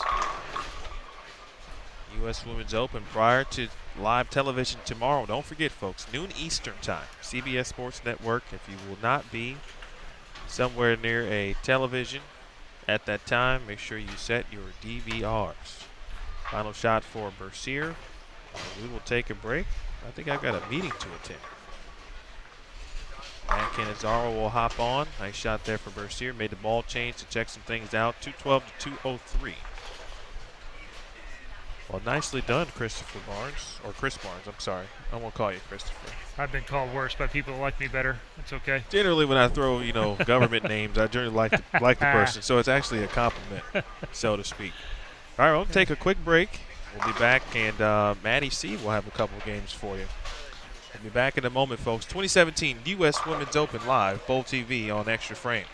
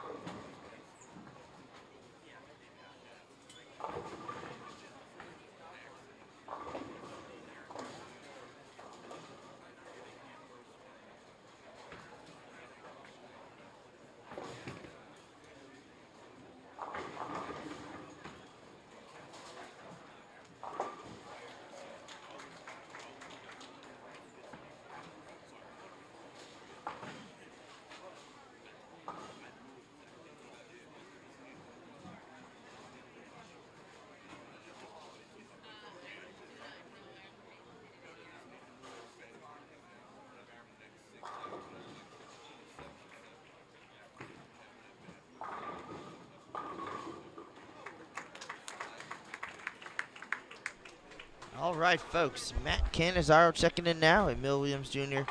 off to a production meeting for tomorrow's TV shows. And we have a very versatile group here, so we're able to step in and step out as necessary.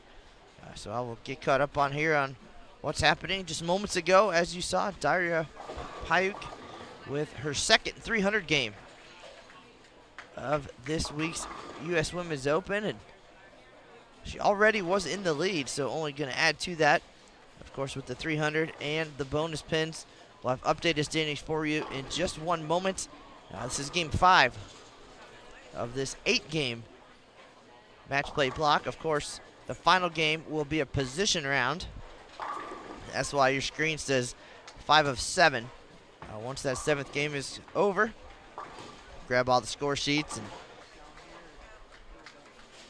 get everything tabulated, figure out who's in what place, and then hand those back out for the final game of the week. What a run. We've had so much excitement, great scores, and some terrific storylines possibly unfolding here.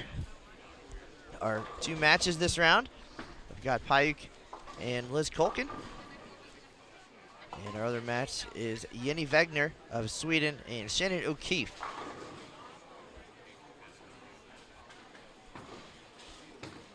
And it looks like standings are updated through 52 games. And for those of you following along, it's a 56-game format total. We had 24 games of qualifying, followed by an 8-game cashers round.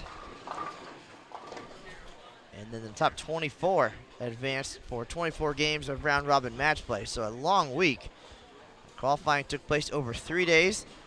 Yesterday we had the cashers round and then the first round of match play. And now 16 games of match play today here at Plano Super Bowl. But leading the way still at plus 1,958. Daria Payuk having a great round here, 247, 256, 225, 300. She is undefeated in this final round, 4-0, 13-7 overall. She is 155 pins ahead of Erin McCarthy from Omaha, Nebraska. Erin, in her real life, is a nurse and able to work her hours and come bowl full-time on a PWBA tour. And it sounds like she's suffering an injury, some back spasms today. Not feeling too good, but definitely not affecting her performance one bit. She also is 4-0 during this match play round, 237, 203, 244, 225. So again, she is second behind Daria. Third place, Valerie Bercier of Team Canada. She's at plus 1751. Fourth place, Nicole Trudell. Just saw her here on Extra Frame moments ago. Her last 2 games, victories, 246, 277. She's at plus 1680. And Liz Johnson, the Hall of Famer, 3-time defending champ, is 5th at plus 1653. Shannon O'Keefe here in our featured pair is 30 pins out of the show right now at plus 1623. Then a little bit of a separation between 6th and 7th, Jenny Wegner at plus 1499. She's 154 out of the show. Maria Jose Rodriguez at plus 1464. Julia Bond, 1441. And Caitlin Johnson at plus 1430. She is in 10th place and 223 pins out of the show, running out of time. But right now, 6 players battling for those 5 spots, but don't count out Jenny or Maria or Julia at this point. Still plenty of time out there. Got 4 games remaining. There's 120 bonus pins. Plus, these ladies have figured out how to score big on this 43-foot oil pattern.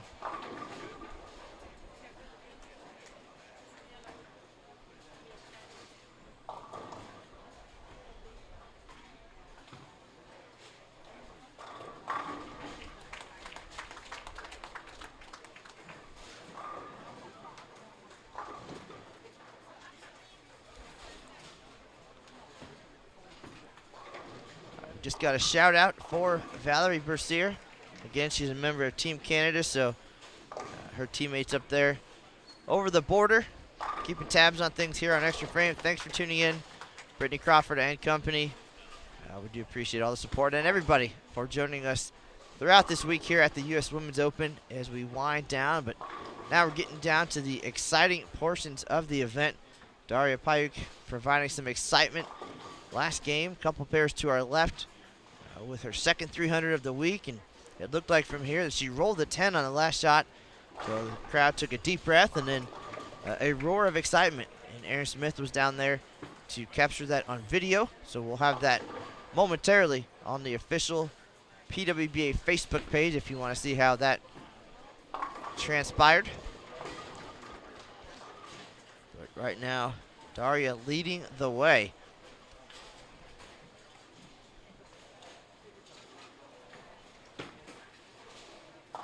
She's got a 155 pin lead with 4 games to go.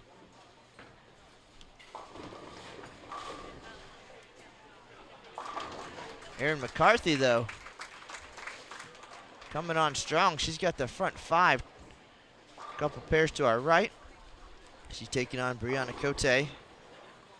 Cote was making a nice run today. She moved up from 24th place all the way up to 11th right now. 235 pins out of the show. Anything possible at this point. We've seen some big moments here on Extra Frame. Shannon O'Keefe trying everything she can here to catch a double. A big opportunity here against Wegner. Again, Shannon 30 pins out of the top 5 right now. And Yenny with a couple of open frames here to open the door for O'Keefe. Now it's up to her to walk through it, take advantage. Again, 30 bonus pins available for each victory here in match play. Overall, Shannon 9 and 11.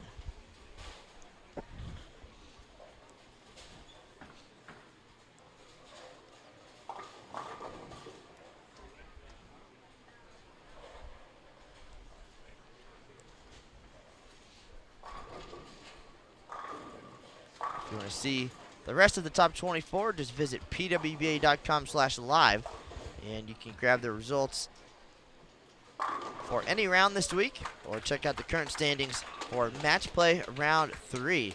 Another great shot by Daria, and she picked up her first win this year at the PWBA Greater Detroit Open, an event that she almost didn't bowl in. Things weren't feeling too good and thought maybe she needed a week off or 2, but ended up going, made the show, and of course, she won. She did that on CBS Sports Network.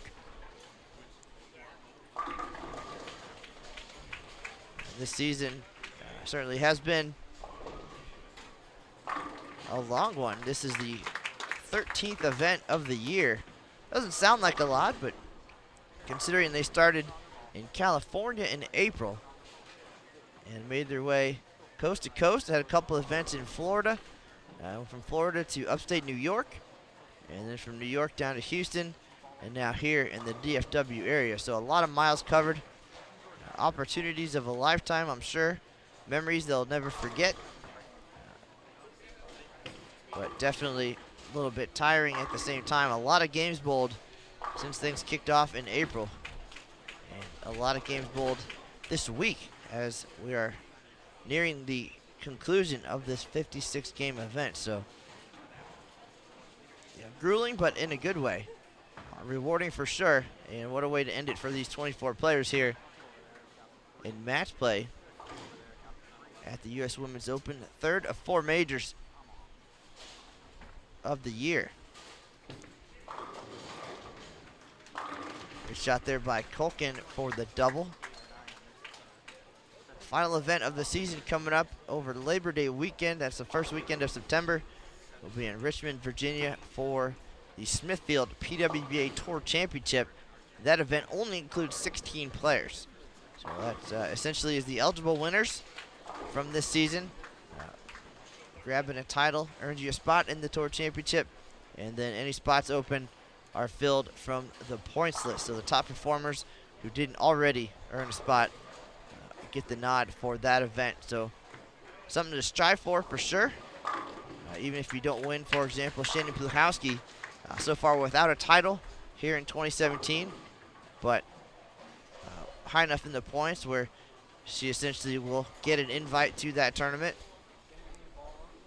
But for a number of these players, the only way in right now is to win this tournament, the U.S. Women's Open, a major championship, $20,000 top prize, and of course that coveted green jacket. But at this point, Liz Johnson not quite ready to give that up. She's your 3-time defending champion, and right now holding on to 5th place in the step ladder. She certainly would have her work cut out for her to pick up a 4th consecutive title and 6th overall. But she is well on the way, mathematically, to locking up her 3rd consecutive PWBA Player of the Year award. Phenomenal for the 43-year-old right-hander. And again, you see Shannon O'Keefe there, unable to knock all 10 pins down on the right lane. So Jenny Wegner with 3 consecutive open frames, handing Shannon this match and 30 bonus pins. But Shannon unable at this point to grab a little bit more, and she's going to need it as she is trying to chase down Liz Johnson, Nicole Trudell for starters, and then focus her attention on the top 3 here.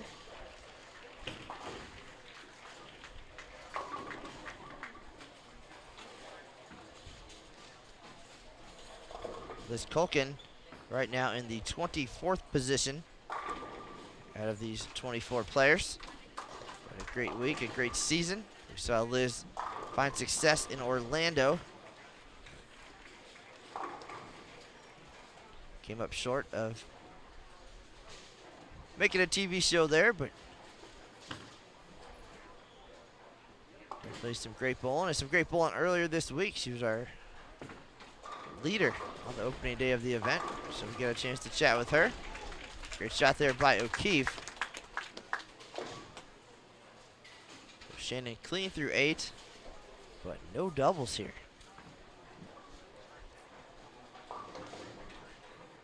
Culkin with the open frame now, giving Payuk the opportunity to win another match. Daria trying to hold off McCarthy. McCarthy had the front 5, back-to-back open frames, and then a strike in the 8th, so she can get to 244. Again, the difference is 155 pins.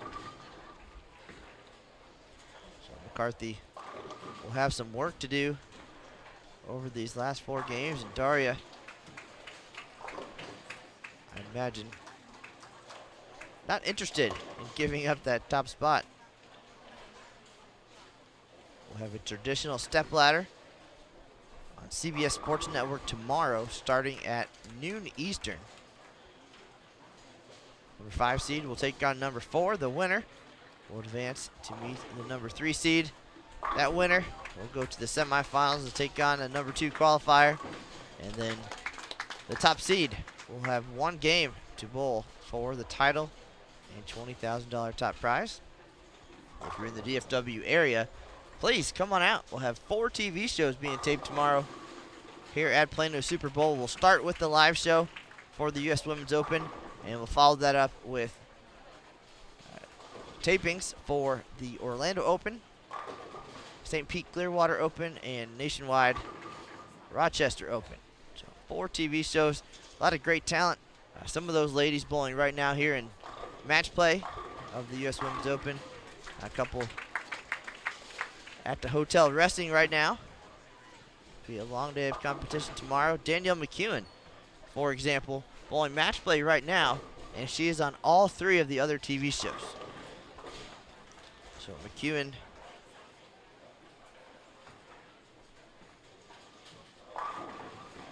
is in 17th place right now. Pretty likely not going to make the TV show here at the U.S. Women's Open, as she's 400 pins out, but never say never. But Danielle making the other 3 TV shows, so you'll see a lot of her on CBS Sports Network over the rest of the summer, and those shows will air on Tuesday nights. So it'll be a nice mix of junior gold competition, the under 20 show coming up on Tuesday. We'll have the USA Bowling National Championships, and then 3 PWBA events following Sunday's live show. So if you're a bowling fan, we might be just about done here on Extra Frame for the year. There's still plenty of bowling on TV. Here's Daria giving the split a run. She'll finish with 231 and the victory. So plus 61 for Daria there. 30 pins for the win over Culkin. Aaron McCarthy, max score of 223. So even with the win, she'll fall a few pins farther behind Daria.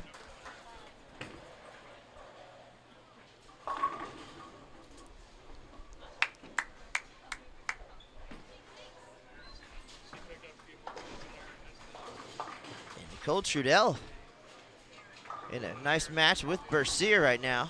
And as I said that, looks like a big 4 for Nicole. She was going at 250 pace. Valerie can get to 269, but now with the split, should give Valerie an opportunity to go around McCarthy potentially. Staff here at the U.S. Women's Open, very quick with getting the official standings posted after each game.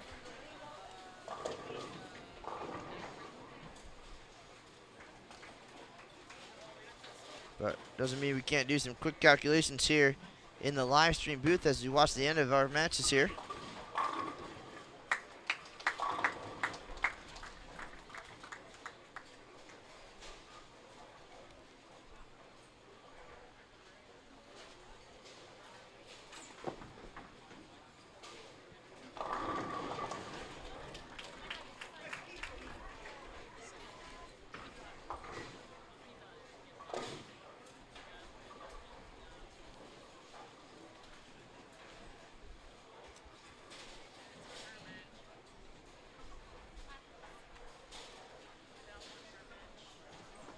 Trudell finishes with 220, a couple pairs to our left.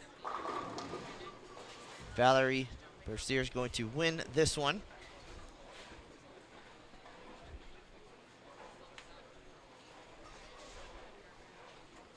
Shannon O'Keefe going to pick up the victory.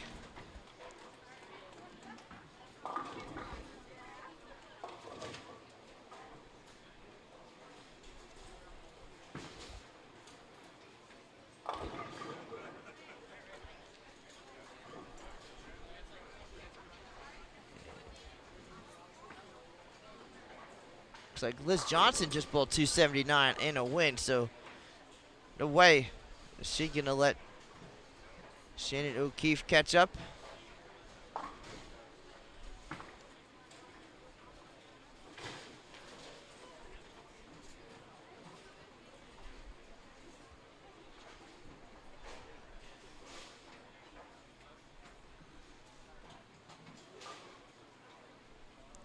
Get a final score here, 256 for Bercier, and the victory.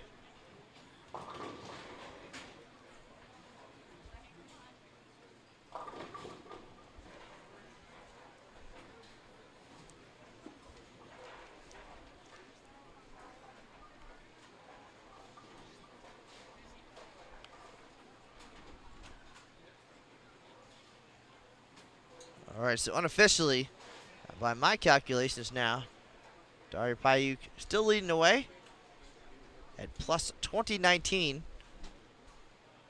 And McCarthy should be second at plus 1855. Bercier, 1837. Liz Johnson with the big game. Again, unofficially, should now be up to fourth place at plus 1762. Nicole Trudell holding on to the fifth position at plus 1700. Shannon O'Keefe at plus 1650 in sixth place. Jenny Wegner, a rough one there.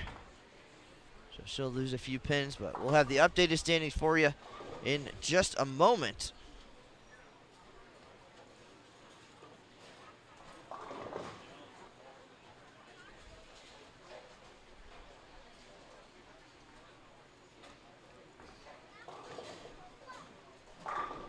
We'll wait patiently for our next group of bowlers. We will have Trudell taking on Liz Culkin. And And our other match will be Caitlin Johnson and Yenny Wegner. So we do appreciate everybody being here for our continued coverage of the U.S. Women's Open here at Plano Super Bowl in Plano, Texas. What a week. If you missed any of the action, definitely visit pwba.com to check out the daily recaps. Visit the official PWBA Facebook page. A lot of great video highlights on there, including all of our 300 games this week. That number should be up to 10 now.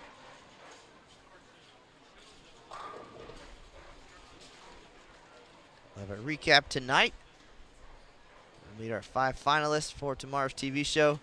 And then, of course, that will air live on CBS Sports Network at noon Eastern.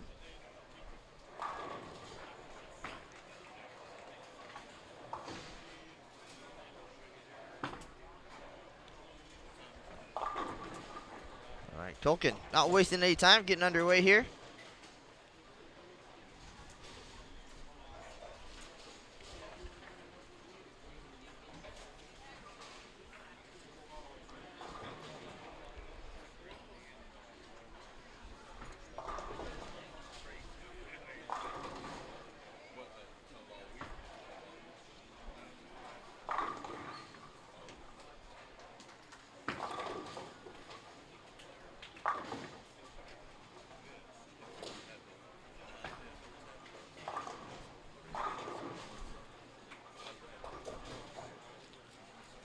Right now, game 6 of 7. After 7 games, we will take a break, shuffle the score sheets, and we'll have a position round to close out the day. Aaron Smith standing close by, working on some tournament stats and player bios. It's a crazy part of the day for us as well, trying to make sure we have all the good information for our friends at CBS Sports Network. Make sure they're informed, know the details about all the players, beyond just what you see on a score sheet, of course.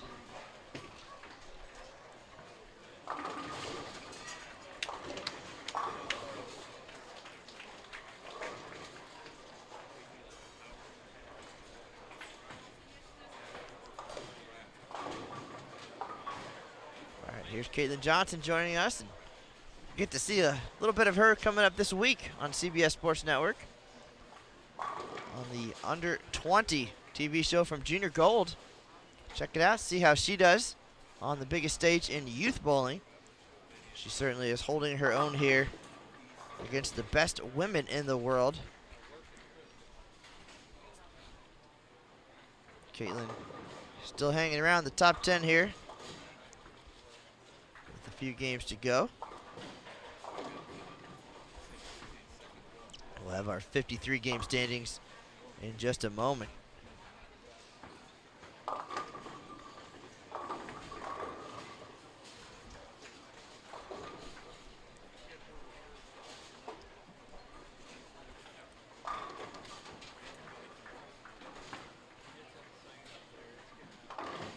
Great shot there for Trudell. Very important. Clean up those spares and splits. No pins to give away at this point. According to the man with the plan, Aaron Smith, Nicole bowled collegiately at Sacred Heart. 3-time All-American, so she is not messing around. Division I Rookie of the Year as well in 2011. Sure, if you are from the East, you're very familiar with Nicole. And right before I walked in, Chris Barnes and Emil chatting about her and her successes. And perhaps if she keeps things up, we'll see her tomorrow on CBS Sports Network. But here now are the official standings after 53 games. Again, 56 is the magic number, and we'll know our 5 finalists for tomorrow's TV show. It does appear that My unofficial math was correct. Payuk leading the way. She's 14-7 overall and 5-0 here on our final block of match play. She is at plus 2019, followed by Erin McCarthy, plus 1855. Bercier is at plus 1837. Hall of Famer and three-time defending champ Liz Johnson with 279. Last game, she's at plus 1762.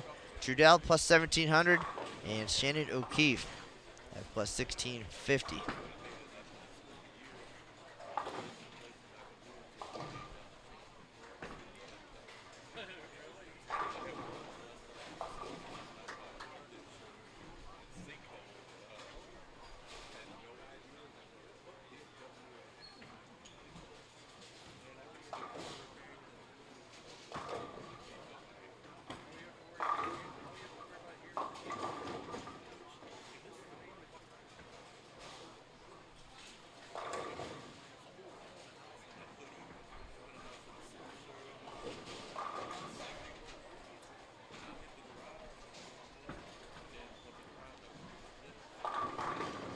Good break there for Trudell to get the 4 to go.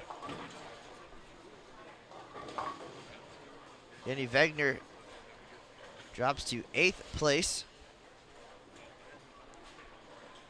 Caitlin Johnson down to 13th. And Culkin still in 24th. Having a rough block this evening. Has a tie and 4 losses, but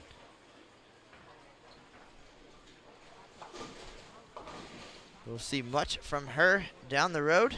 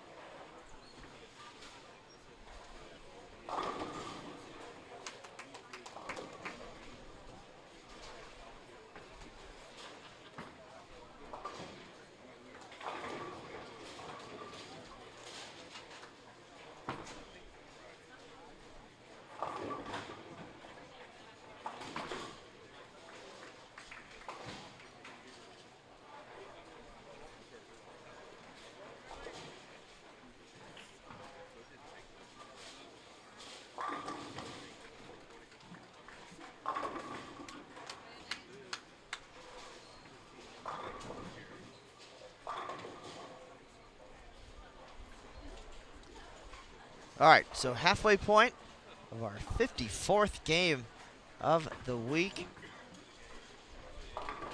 Trudell strikes in 3 out of 4 frames. Culkin with 3 consecutive 9 spares.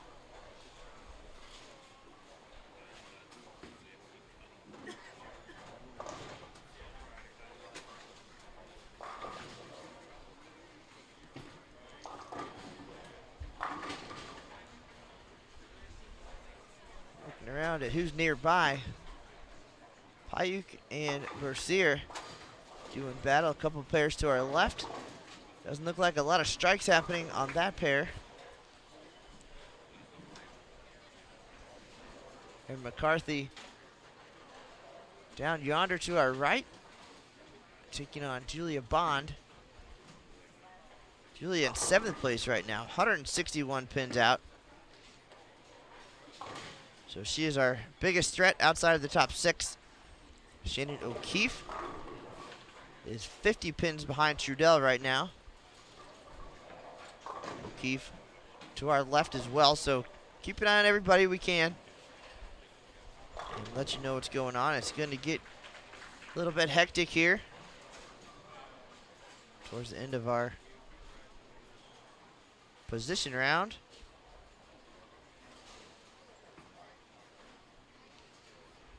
Caitlin Johnson now looking for 3 in a row.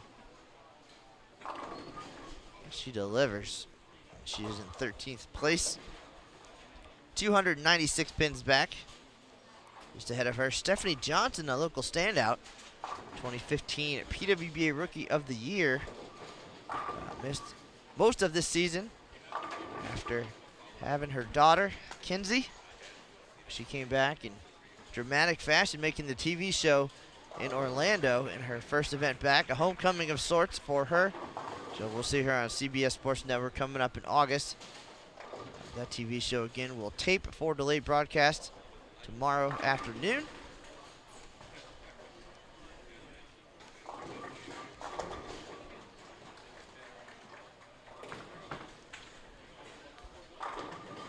Brianna Cote, who you can see off to the right side of your screen, up from 24th place to a tie for 8th right now. So coming on strong, 264 back. Would need a couple of huge games to make her run, but at 12-9, she's had a pretty solid couple days to get to where she is now. 24th to 8th.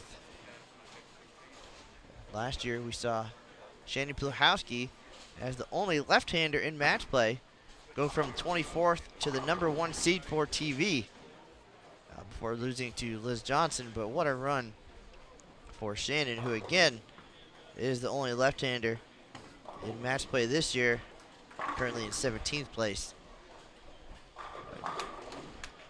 Shannon having a nice afternoon. 3 big games just now, but a little too far back for this year, but we will see her on one of our upcoming TV shows as well.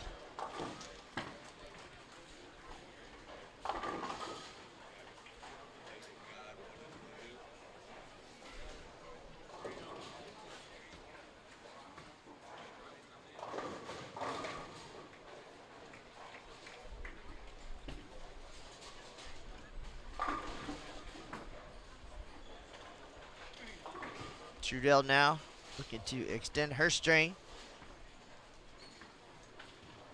Well in control here in this match, and she's going to need every bit of it to hold off O'Keefe. O'Keefe 50 pins behind her, but this string of strikes not giving Shannon much of a chance here. Again, this is game 6 of 7.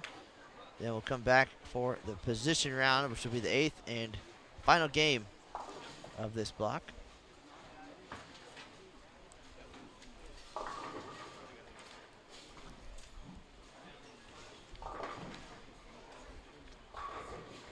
We're just stopping in on this Saturday evening. Thank you. This is Matt Canizaro alongside Emil Williams Jr. and Aaron Smith. A lot of great insight this week from special guests. Chris Barnes, Randy Branca was on last night. Appreciate the players coming in and telling us the things we couldn't possibly know about what's happening out there on the lanes, and in this case, what's happening on this 43-foot oil pattern.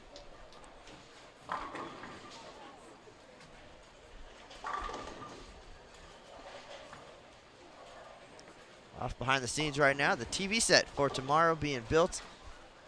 Already saw Dave Ryan in the house doing some player interviews. We'll have appearances from Carolyn Doran-Ballard as well. Perhaps Kelly Kulik and Shannon O'Keefe also getting in on the action.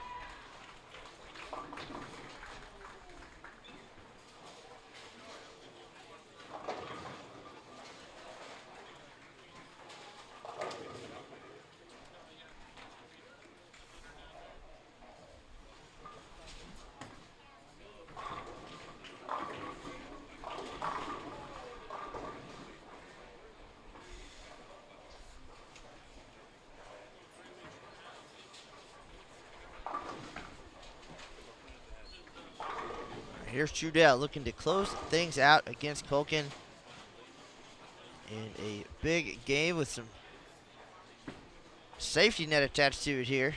She can finish out strong.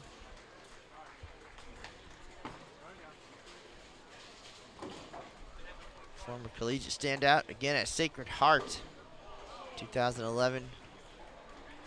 Rookie of the Year, or Player of the Year. 3-time All-American, so she has obviously stepped up on the big stage more than once.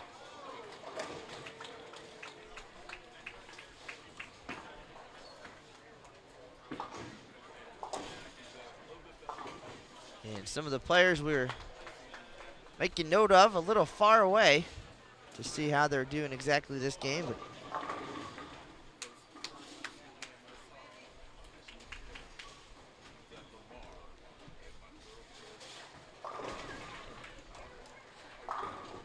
Trudell can get to 258. She's already won this game, so 30 bonus pins are hers.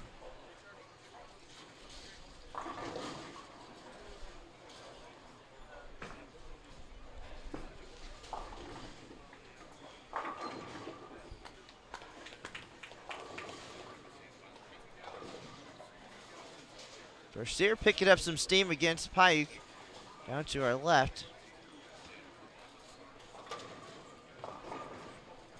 Not going to be enough to catch her at this point, but definitely could make things a little bit interesting for our final two games, but that's how the people like it, so they're going to get what they want.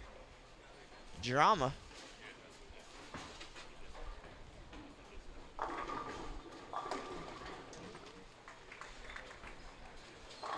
Aaron McCarthy working on a string of strikes down to our far right as well. Trying to hold off Bercier here. Trudell cannot get the 10 to go. She'll be in the 240s. She'll pick up at least 30 pins on O'Keefe this game.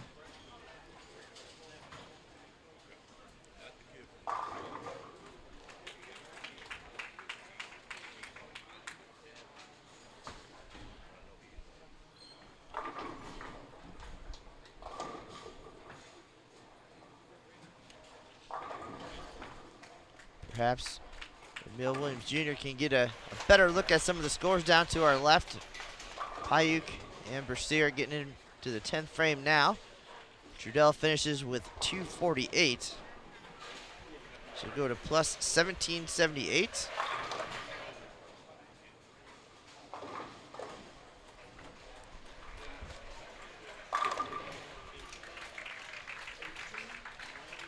Liz Johnson picks up a victory over Brittany Smith.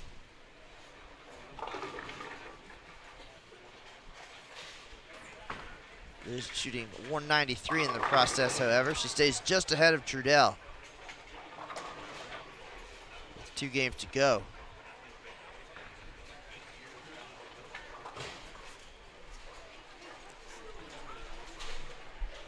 Final shot for Caitlin Johnson, 224, and the victory over Jenny Wegner.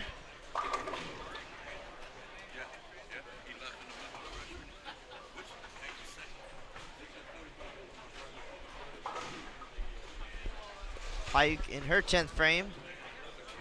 It's like a max score of 181. Bercier in control there.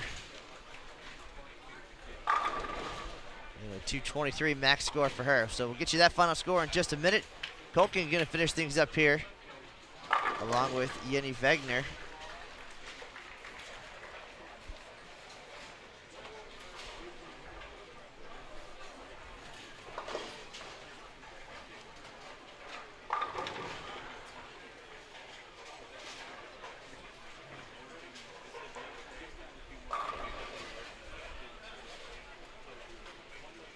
Brianna Cote can steal the win against Jody Westner. Off to your right there here on an extra frame, but again, would need some pretty huge scores.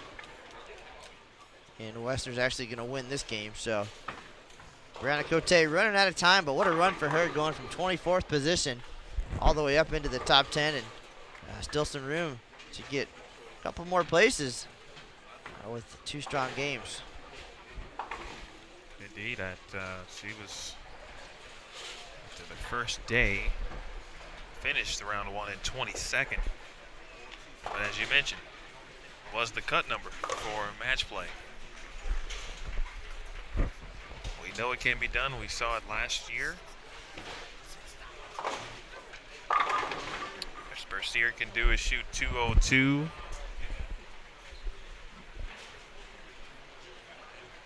But she'll get the win over Payon.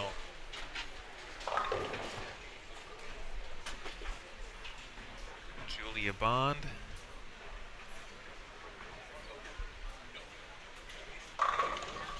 Is finishing up. She's in the 10th frame, but unsure. Matthew Canizaro will go check it out. He is down there hustling. Try to grab the score as we enter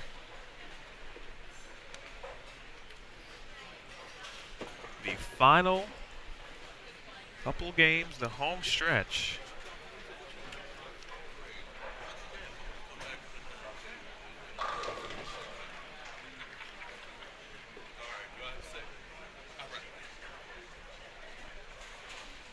Caitlin Johnson, 224, 183, Eni Wegner. Thought Caitlin, well, she could have kept the momentum up, but been able to get anything going here on the Burn squad tonight.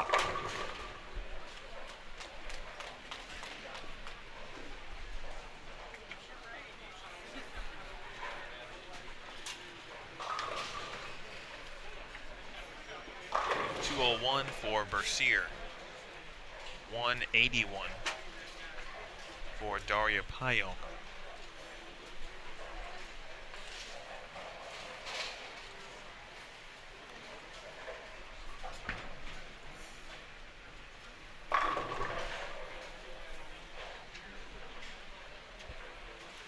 How about Daria Payon?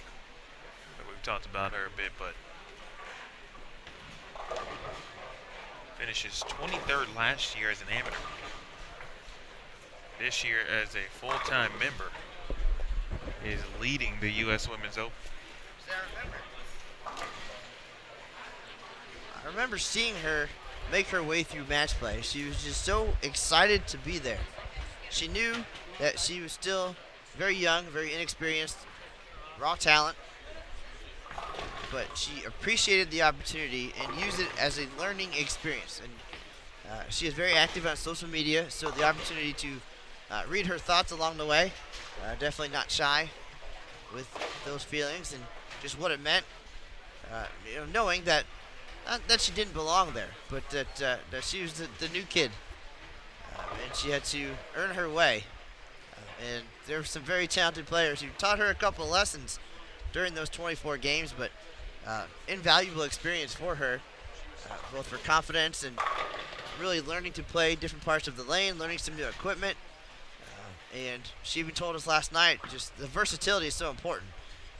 And being able to have an A game, a B game, and find success, or at least hold your own using your C or D game, that's what it takes, especially in a format like this where you're bowling on the fresh, the burn, the double burn, a lot of different traffic patterns on the lanes. So you have to use all the tricks. And she is developing those. You can see a maturity. When she almost didn't go to the Detroit event, she understood that things didn't feel right, and not that she was wasting time, but sometimes you just need a break. She did not take that, as I mentioned earlier. Ended up winning that tournament, so it makes a great storyline. And now here she is getting more confidence. Shot 300 earlier in the season. I believe that was the first of her life. As talented as she is, representing Poland for more than a decade. I met her at the World Cup in 2008. So she's been out there doing her thing for a long time.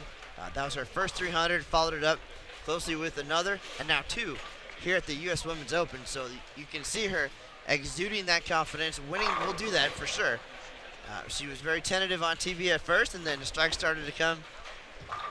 Grabbed that trophy, and it's a whole different person out there. And now she's 2 games away from being the leader here Erin McCarthy now only 96 pins back unofficially.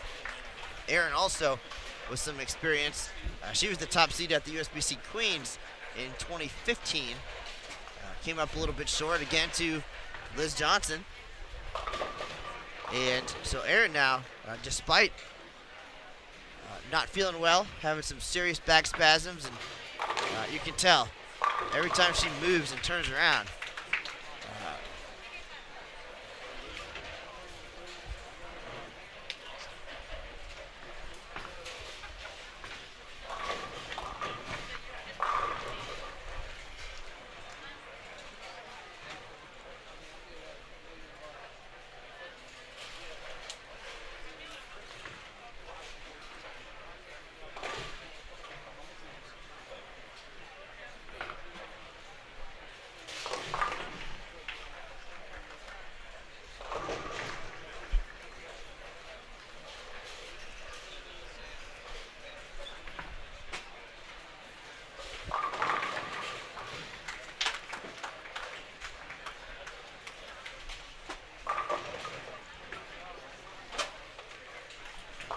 Now we missed our opportunity to take a look at Erin. We'll be back, certainly. Emil Williams Jr. setting me up for failure here on the camera work, but it's okay. It's his show. I'm just stepping in. But here we are back to our current matches, and now we're all set for the next time Erin McCarthy steps up. The pain obvious in her face, but it is looking pretty likely she's going to be on TV tomorrow. So she is a nurse. She'll know what to do. There's going to be a lot of rice involved, right? Rest, ice, compression, elevation, all that good stuff. So witty.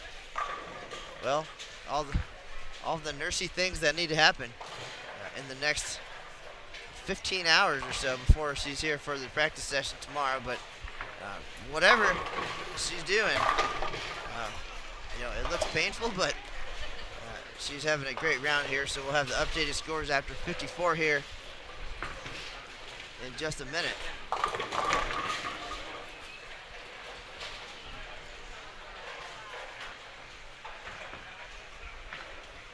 now, Pike trying to hold off McCarthy. Taking on Ashley Galante, who's had a great week as well. I feel like every time I walk out of the office, Ashley's got in the front 8 or 9. She did have a 300 game earlier this week. And our other match is O'Keefe and Bercier. So unofficially still, Pike leading at plus 2,000. Erin McCarthy, 96 pins back, followed by Bercier. Liz Johnson, Nicole Trudell, and Shannon O'Keefe trying mightily to fight her way into the top 5. Shannon, a runner-up at this event in 2015 in New Jersey. Heartbreaking loss to Liz Johnson, but motivating at the same time. She came back with a trio of titles in 2016. So sometimes something like that has to happen in order to really light the fire. You have to get that close to realize perhaps how much you really do want it. And in Shannon's case, she felt like more than anything, she let down the team members that she coaches at McKendree. And she refused to let them down again and came back with 3 wins in 2016. But developing story here, those 96 pins, Daria is up, slowly disappearing here. McCarthy to our right, spare 3-bagger against Clara Guerrero. Clara with the first 3 here, but bonus pins very important, but obviously score very important as well. And we do have the update after 54 games. So plus 2,000 is Daria, plus 1904 Erin McCarthy. Valerie Bercier plus 1868. Nicole Trudell plus 1778. Liz Johnson at 1755. So not sure where my math came in there. Thought she won that game. I think that's what it was. The bonus pins, the difference there. So she did not win.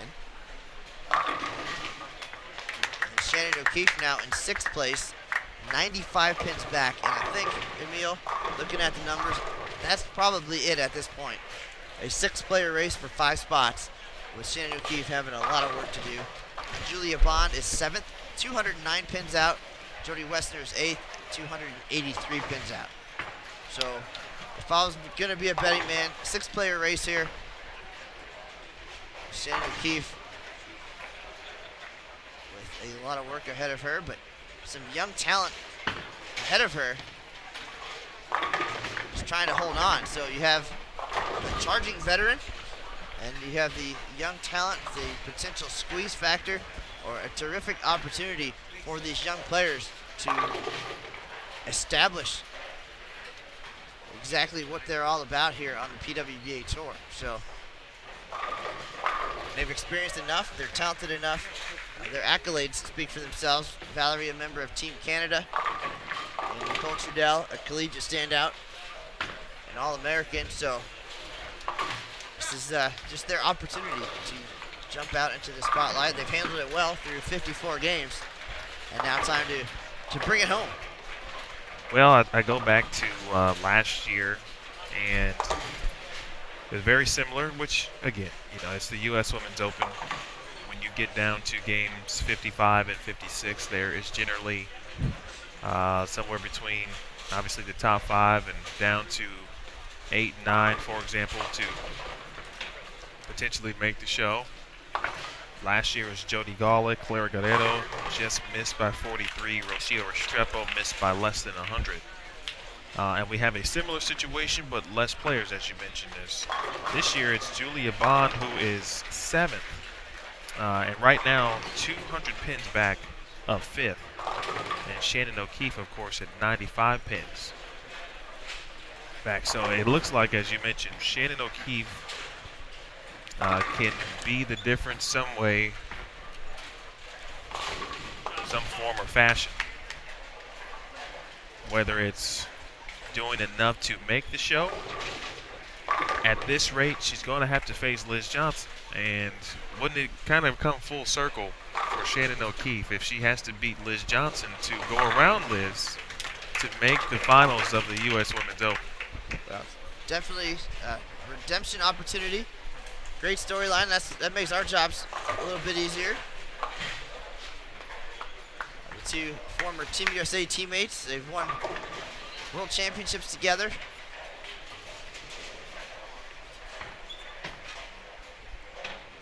And it makes for great TV. So a lot happening here. Just a couple games to go. Again, this is game 7.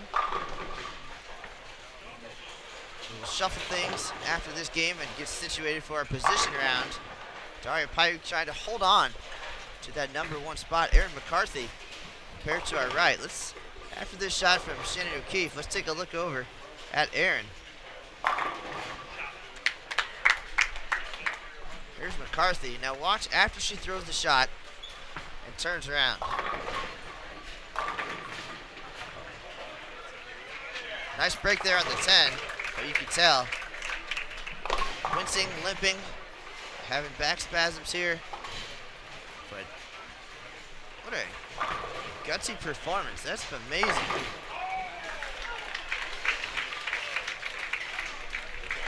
Well, I think we've talked about Erin McCarthy and just kind of waiting for that breakout. We know she's capable. She had a great run, obviously, at the Queens a couple of years back, finishing in 2nd. When you get this far, unless you are just, I remember actually, I don't remember if it was this year or last year at this point of the season, but she had to withdraw from an event. She had a groin injury, and she said, she hates to withdraw. And so I think at this point, if she is just literally physically unable to throw a bowling ball, she's going to bowl. Absolutely. I think there might be 1 or 2 Tylenol involved. And again, a long night of doing everything they taught her in nursing school to make that feel better. I can't imagine what 12 hours of not bowling potentially could do, but She could walk in here tomorrow and feel great, or the exact opposite. But you're right. I think once you get to that point, she's made it this far, still striking. We will see her, should she maintain, of course, her spot in the top 5. We will see her on TV tomorrow, and it will give Dave and Carolyn plenty to talk about. But right now, O'Keefe trying to do some work here against Valerie Bercier. Bercier in 3rd place. We potentially could see some movement. Miss Johnson a little bit to our right. We'll be able to get an eye on her final score.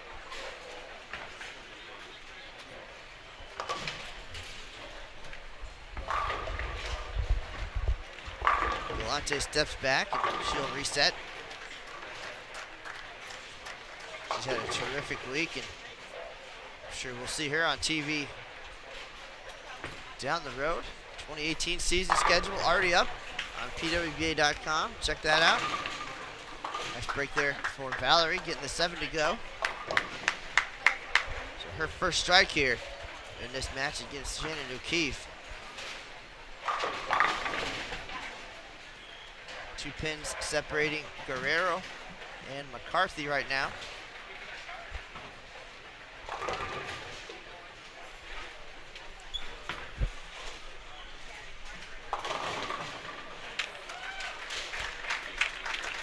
Shot there from Aaron. And the 7th. The 2-pin match. O'Keefe at about 16. At the arrows, it leads to 3-6. Hope everyone is enjoying the broadcast. Appreciate your viewership.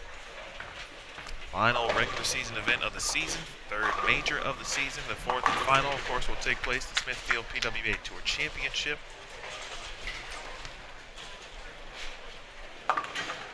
O'Keefe with the miscue. So 2 open frames here.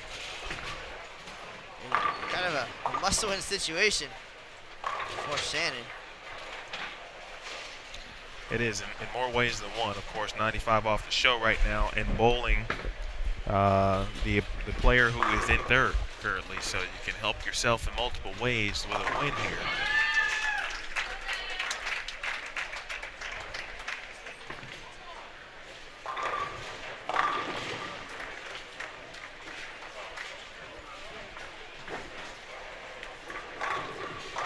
This is game 55 of 56, folks.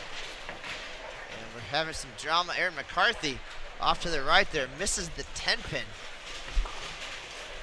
So in some cases of injury, the player will say that obviously it made them very focused and slower and helped ball speed and the whole deal. And you know, this could be one of those cases where, as painful as it is, it could almost be a help at the same time.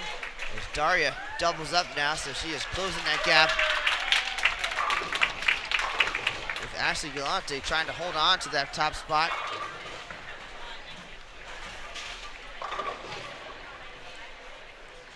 We'll see Shannon O'Keefe on TV tomorrow regardless on one of our taped shows, but she's hoping to really make it worthwhile for this plane ticket and get 2 shows out of the deal. Great shot there by Valerie for the double. One more shot like that. She's going to be leading here against O'Keefe as we hit the back half of this very important game of 55. Galante putting the pressure on Daria.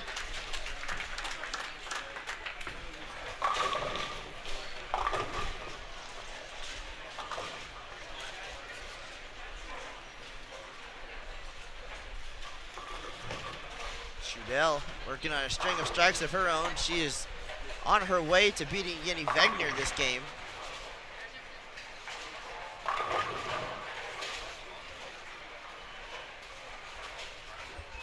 Possibility of some new faces on TV.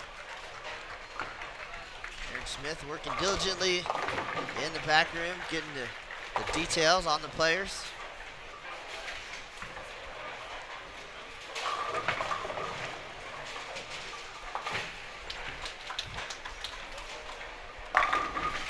Good shot there by Valerie. Lives in New Hampshire, but a member of Team Canada. They've been very proud of her on our Live Now posts. Speaking of that, thank you for all of those who have watched, commented. I spoke early, but again, big thanks to Tim Pfeiffer and Jay Carbaum. Hello, sir. Joan, great question earlier. Hello, Steve. Rob McCabe. Peter Potter, hope all is well, sir. He's out there catching some rays. It's a good time to do that as McCarthy strikes in the 9th frame. So got some good folks answer or ask some questions for Chris Barnes earlier, so we appreciate that. Ayo, 3 in a row now. Shane O'Keefe with another open frame, giving away pins on the makeables. Bercier in control.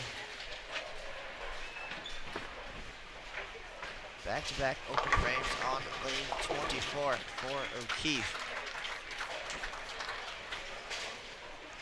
As Johnson will pick up a victory.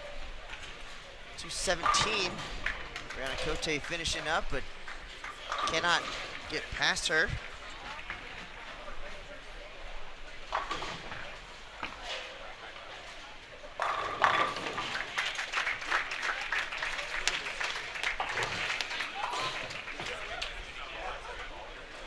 Mayo continuing to smile, and for good reason. I think she's been very relaxed. I think the Detroit tournament, McCarthy now has put the pressure on Clara Guerrero, striking in the 9th, 2 strikes in the 10th. She can get to 223. And Clara max scored 227, so going to need a double and some count. O'Keefe. 5-pin and now Valerie Bercier with the momentum.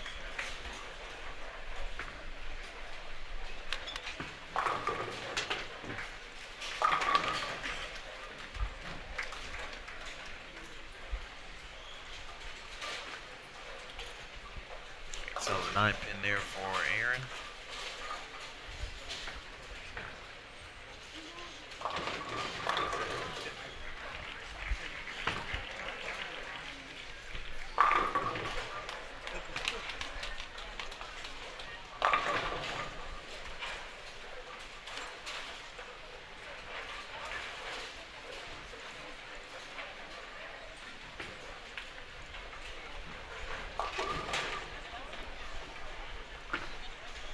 Galante. She'll probably be disappointed in the way things ended up at the end, but she bowled extremely well this week. Bercier makes the spare. There's Clara on your screen. Wow. And the 7-pin. Wiggles, wiggles. And it's swept off because it probably should have been a strike. Payon, 9th frame. Wow.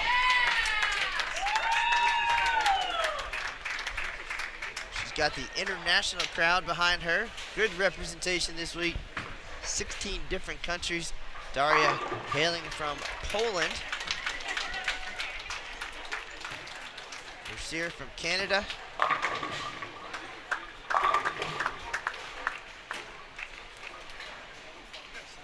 As we've seen over these 3 PWBA Tour seasons,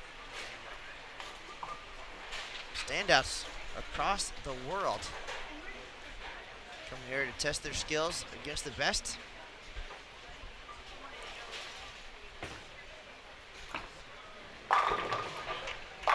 Another great shot from Daria. First one in the 10th. She can get to 237. Best Galante can do is 229. So one more here. Daria's a winner. Trudell looks like 222 and a victory to our left.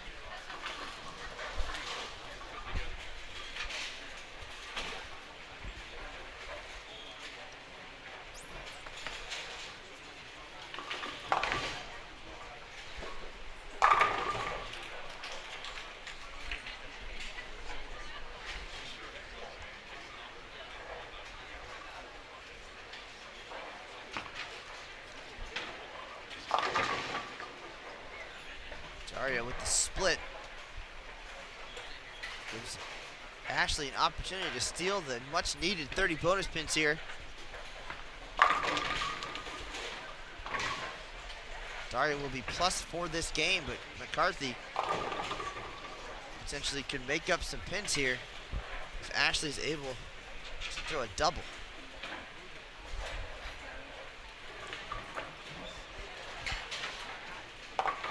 Daria gets two. McCarthy looking on, one pair to the right. There's a sportsmanship award. McCarthy, if you watch all the 300 videos from this week, it seems like 8 out of 10 of them, Erin was 1 or 2 of the first ones there to congratulate the player, whether it be just happened to be that she was on that pair or coming to that pair. I think it's because she was going out of her way to extend her congratulations to her fellow competitors and a few karma points. Here's Galante, big shot here in the 10th. Buries it, absolutely. Double Great here shot. gets her around Daria for the 30 bonus pins. O'Keefe finishes with 177. Valerie just needing to keep it on the lane here.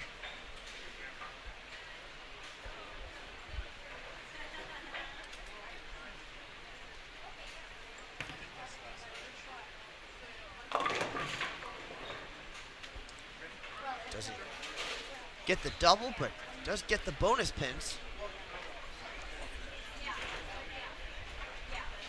Trying to hold off a charging Trudell and Johnson. Big shot for Galante here.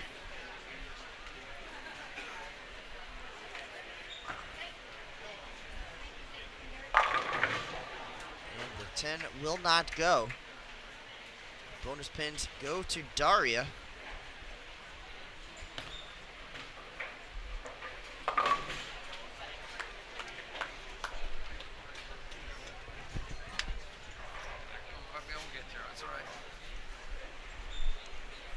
It's a 97 pin difference now between Daria and Erin McCarthy.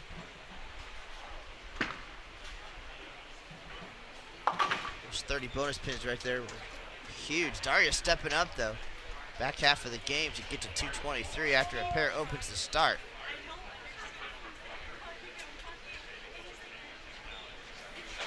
Six bagger, clutch under pressure to keep that lead at about 100. Shear finishes with 204 and the victory. We're going to add up our score sheets here. Come on out. We'll have one more game to go, position round. So give us a moment, we'll come back out, we'll see who will make our live TV stepladder finals of the 2017 U.S. Women's Open. Unofficially, Daria plus 2053. McCarthy plus 1956. Sear 1902. Trudell 1830. Liz Johnson 1802. And Shannon O'Keefe at 1637. Julia Bond had a great game there, trying to close up some of that gap. Let's see. Let's do some math here, Emil, while we have a minute. Let's do it. Because I think I misspoke earlier about 95 hits for Shannon O'Keefe. I think it was 118. Bond shot 248 and a victory.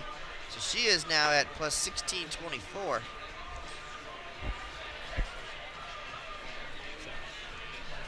That puts her only 13 pins behind O'Keefe. but still a good number outside of the TV range. So in 1802, 1637, 1624. Emil, we might have ourselves a 5-player race here. It's just a matter of how are those 5 going to shake up for the TV show. Can anyone shoot 300 who is not in the top 5? With help, I mean, obviously this is hypothetical, but with help from someone in the top 5, obviously not doing what they need to do.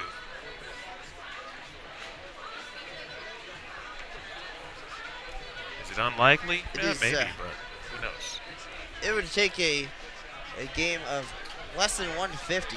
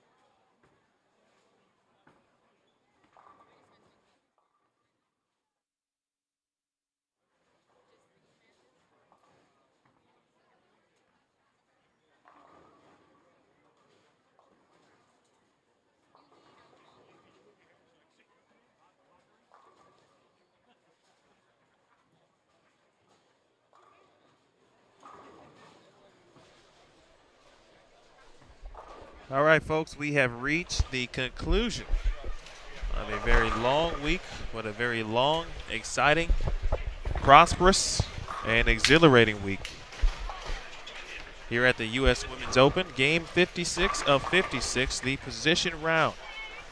Emil Williams Jr. here with you. Big thanks to Matt Cannizzaro. Matt now, of course, getting ready to prepare some news and notes as we finish things up here. Joined by Brandy Branca, who, by the way, did a fantastic job, and you got a lot of compliments. Awesome. Well, thanks for having me back, Emil. You're welcome. Pick out your favorite athlete, cheer her on. They really appreciate you guys being here. Well, it's time. All right, ladies, press the start key on your console. So our matches in front of us, Best of luck as you go into your final game of the Daria Payonk 2017 and Erin McCarthy. US Women's Open. That is your Good luck, 1-2 match.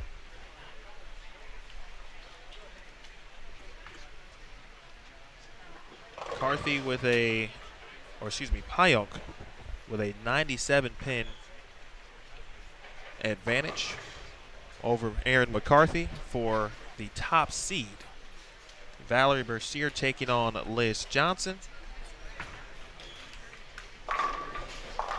70 pins the difference between Valerie and Liz, and Nicole Trudell at the moment taking on, or will be taking on, Shannon O'Keefe. And O'Keefe is 193 pins back of Nicole Trudell. So at the moment, it looks like the top 5 players at this moment, Brandy, are essentially determined, but there still could be a lot of movement between those 5 players in regards to seed. Yeah, you just never know, but it looks like the top 5 are pretty much locked in right now.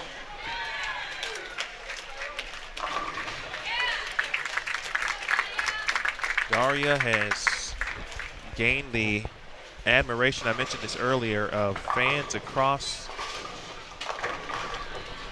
the PWBA spectrum.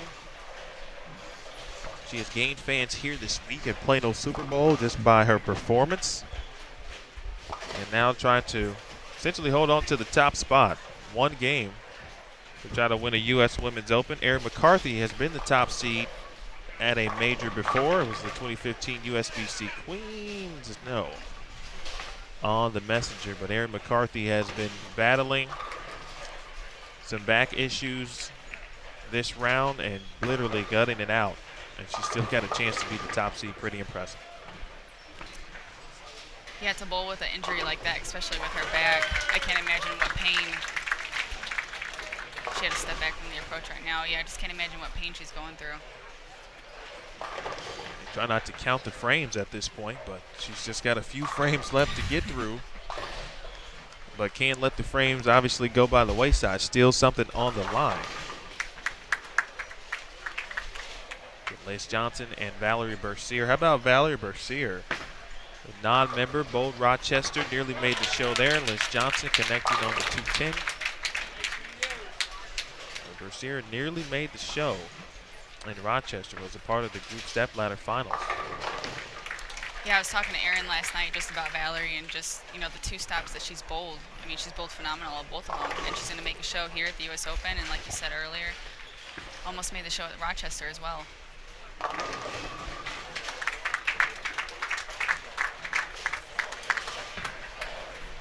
Julia Bond is taking on Stephanie Johnson.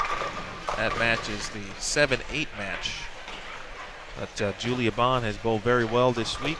She's going to come up a little short. Stephanie Johnson, the hometown favorite, of course, works here, performs here, competes here, practices here. Does it all here. Yeah, and comes back in a very limited role on tour this season after having her 2nd child in March. And comes up, of course, makes a show in Orlando, and now 8th. Or potentially at the moment, she's 8th at the U.S. Women's Open, but looks like she could have a top 10 finish here. Definitely, yes. I actually met her daughter and her son for the first time the other day. Me and Shannon O'Keefe went over there to visit them. Nicole Trudell is out of our viewing range. She is on 19 and 20 to our left. And it looks like Nicole, who went to Sacred Heart and has really, to me, the best graduate school major I've heard in regards to cybersecurity. Wow. Yes. Very impressive is Nicole Trudell, and now she'll get to showcase her talents. I got to be honest, I've been talking about Nicole for, I guess, about a year at this point. She bowled several events last year on tour and did nothing to make you think that this type of moment at some point in her career would not happen. Maybe not so soon, but you thought it could happen for her. Yeah, I crossed with her at Rochester, and she bowled great there as well. And I was actually ran into her mom earlier, and her mom was all nervous for her and freaking out. And she's like, Nicole just needs to do her thing and take one frame at a time, and hopefully she'll make it there. And I think she was just excited as Nicole's going to be. Well, undoubtedly, I can imagine being, the parents is generally, the wives, the husbands, the parents, the grandparents, generally all more nervous than whoever it is that is actually competing in whatever it is they are competing in. So I agree. And I'm sure you as a coach kind of feel in the same breath of that situation as you watch your players perform as well. Oh yeah, I'm always nervous for my girls. See her back-to-back splits. Liz Johnson and a 9-pin. Again, big thanks to everyone who has tuned in, not only today, but throughout the week. It has been an absolute pleasure to bring you the action.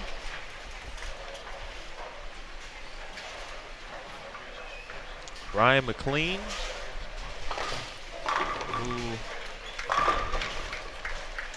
it keeps me alert. I like that, Brian. But if Valerie were to win the U.S. Women's Open, she would join fellow Canadian Francois Lavoie, who won the 2016 U.S. Open last year. So the U.S. Opens at the moment, of course, the next U.S. Open is in Syracuse in November. Canada would have control. So we could have, that could be it. That's crazy. I didn't even think about that. That's why I got Brian on the payroll. No one knows it yet. Thanks, Brian. 4 in a row for Daria Payam. I tell you, for Daria, trying to put really the finishing touches on just an absolute exceptional week. Yeah, she's had an amazing tournament, and she just shot her second 300 today for this tournament for the U.S. Open. That's very impressive. If she were to shoot one more,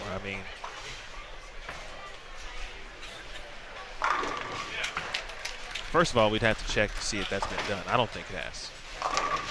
5 in a row for Daria. Aaron McCarthy trying to finish it out. Aaron trying to remain clean as best as possible, I think, as Liz Johnson with the open in the 4th. Again, 3rd and 4th.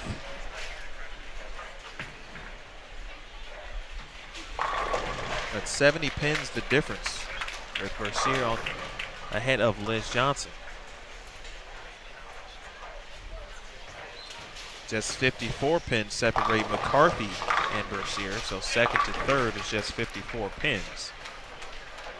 So again, each match will coincide with the other.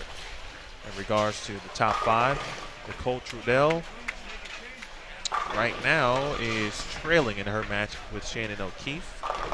Julia Bond and Stephanie Johnson trying to give a nice show to the crowd. And the 7-8 matchup, Stephanie strike spare 4-bagger. Julia Bond has started with the front 5. Make it the front 6. It's just great to see all the young talent out here. Are you including yourself in that? I guess I can include myself in that. I'm still pretty young.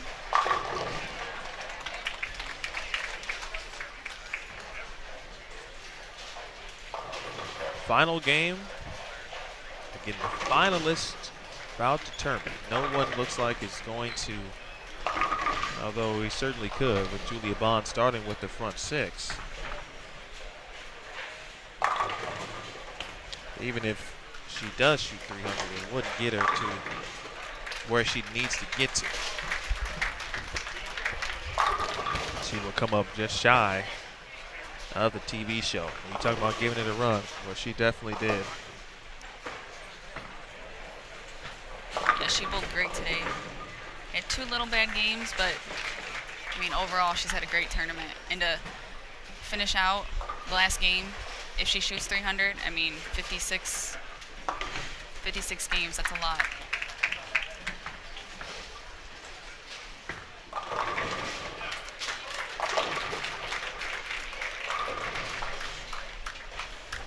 Joined in the booth again by Brandy Branca. Made a TV appearance this year at the Cubica AMF PWBA Sonoma County Open. Head coach at Maryville University in St. Louis, Missouri. And Bercier takes care of the 310. It's a big match here, and it's low scoring. And so we'll keep an eye on it for sure. Obviously, it's on your screen. But Payok to our left, Julia Bond to our right, and Stephanie Johnson all with strings of strikes. Payok wraps a 10-pin.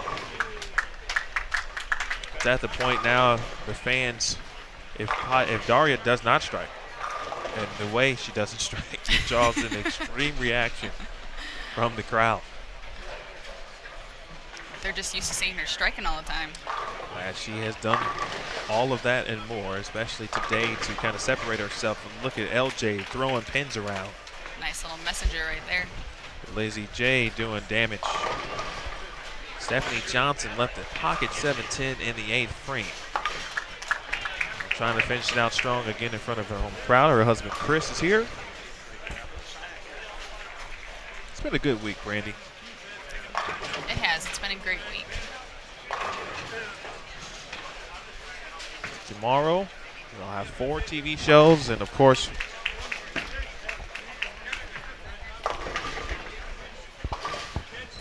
as Keith Jackson would say, the granddaddy of them all, the U.S. Women's Open.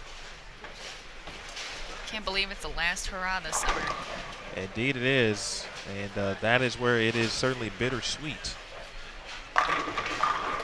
Wow, and Julia Bond gives it a good run. Front 7, stone 8. Seen a lot of those and a lot of stone 9s this week. As Brandy mentioned, the talent level at this for the incoming youth, if you will, just phenomenal. Julia Bond still with a season to go at Nebraska and is going to have a top 10 finish at the U.S. Women's Open. Yeah, that's great. And Caitlin Johnson, I didn't realize that she was only going to be a sophomore at Weber. Sophomore at Weber. Wow. She too might have a top 10 finish. She was in 10th coming into our position round. And a very similar path, just in the quick scheme of things with Julia Bond. She won the U20 Junior Gold 2013. A couple titles, or a title at Nebraska for Caitlin Johnson.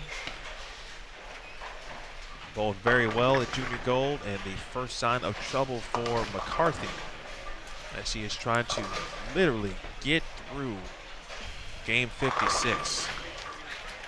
Bond back on into the 9th, but Caitlin Johnson anchored the Weber squad this year, the defending ITC team champs. Bowled exceptionally well, made the finals of the Junior Gold U20, the girls division, which you'll get a chance to see coming up soon this week, or next week, excuse me, on CBS Sports Network. Bercier, huge shot. Gets that double. Big double there for Valerie. And McCarthy will get the count.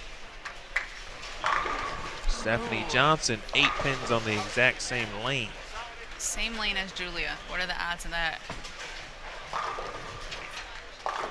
Nicole Trudell with a big double in frames 8 and 9. Shannon O'Keefe has a 4-bagger as Liz Johnson gets a much-needed strike in the 7th. I'll tell you, low scores here for Johnson and Bercier. Nicole Trudell could come up and make some noise and potentially move into that 3 seed. But she might need some help at this point from Shannon O'Keefe. And Shannon looks like she might be just one game too late. Yep. Johnson for her own double. Bang. All right. Looks like she made a ball change. Liz is not a stranger and not afraid to make ball changes in matches. Has thrown 2 different balls.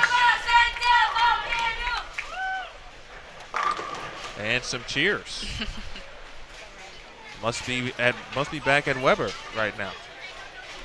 Yeah, she definitely deserves it. Absolutely. So Daria will be the #1 seed in the 2017 U.S. Women's Open. Yeah, competing for her second title of the year. Bercier, that's a big 3-bagger. The lead a little bit. Ione. And the 10 pin will remain. Can't imagine the emotions going through her head right now.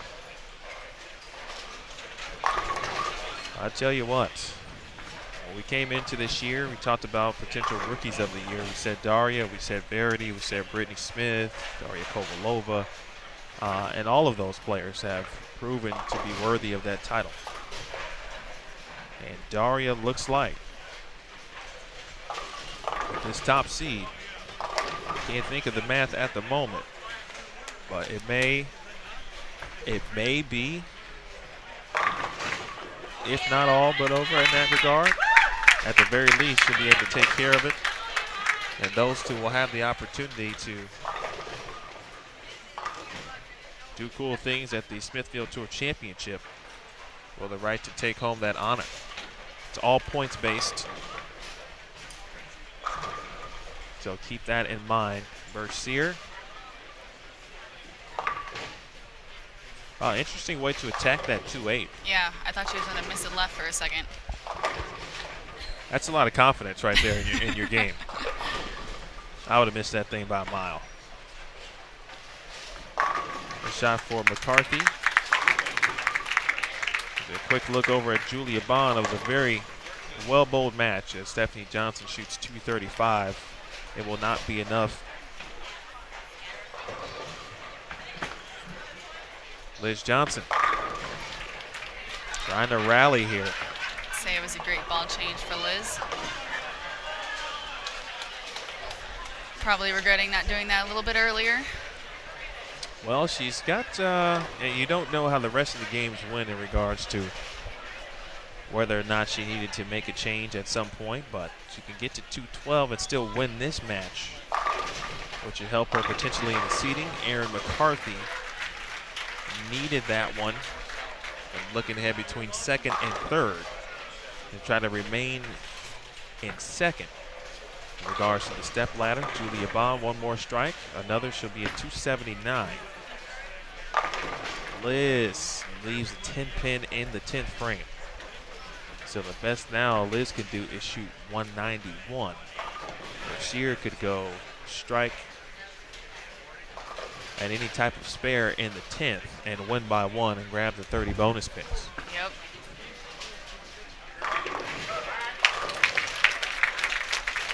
Great game by Julia Bond, shooting 279. 279 for Julia Bond. And Liz Johnson misses a 10 pin. It's very unlikely of Liz. Wow, in the 10th frame, that is indeed very unlikely and very un-Liz-like. She shoots 179.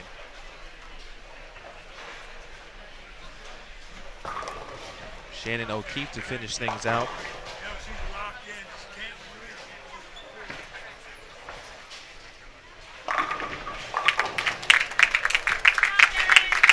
All right, Erin McCarthy were able to gut it out.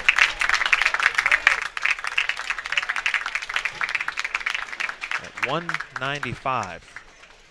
Impressive bowling this round, especially considering the type of pain she is in. Yes, definitely give her props for that. Unofficially at 21.51, at plus 21.51 is her number. Daria will kind of get the victory lap.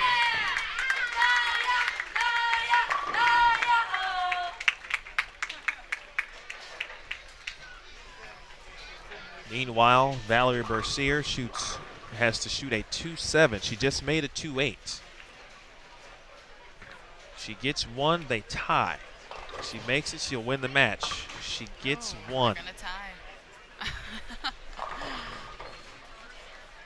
Now, what are the odds of that? So now that changes the score, of course. They tie at 179. They split the bonus.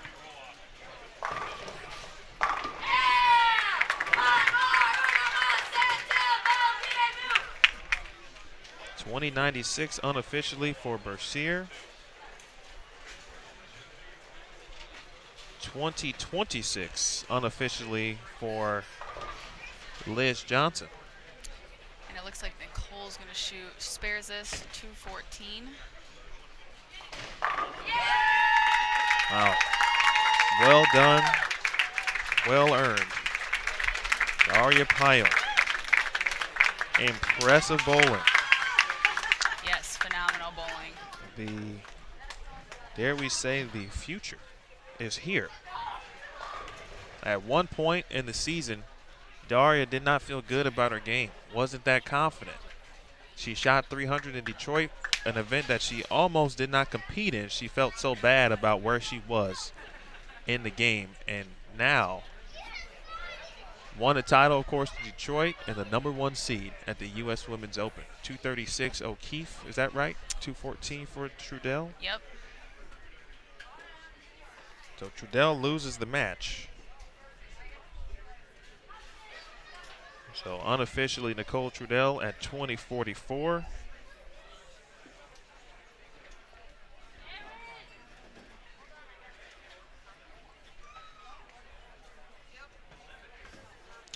All those are wrong. I just realized I was adding the wrong things. Let's start over. So Payok shoots, Payok at 21.31. McCarthy, 19.51.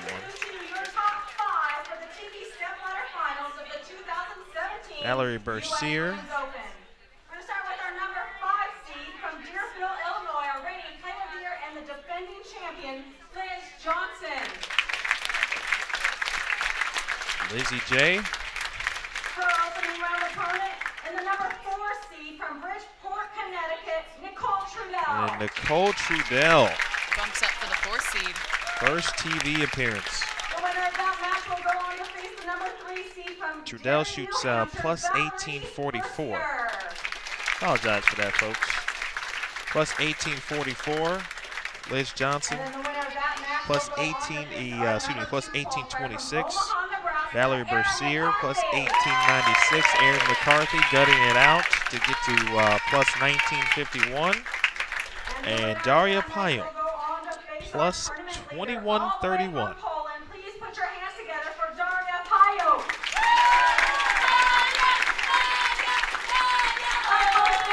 Folks, you take a look. Take a look at that. US Women's Open.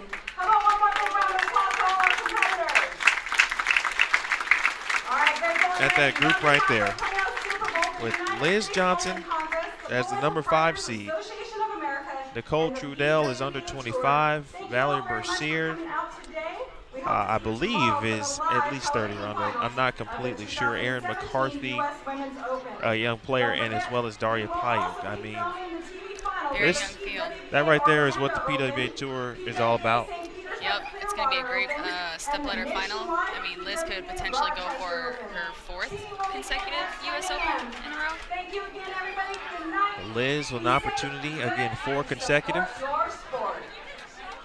Valerie, of course, Daria, Aaron McCarthy, and Nicole Trudell, with the exception of Payo, all gunning now for their first PWBA title.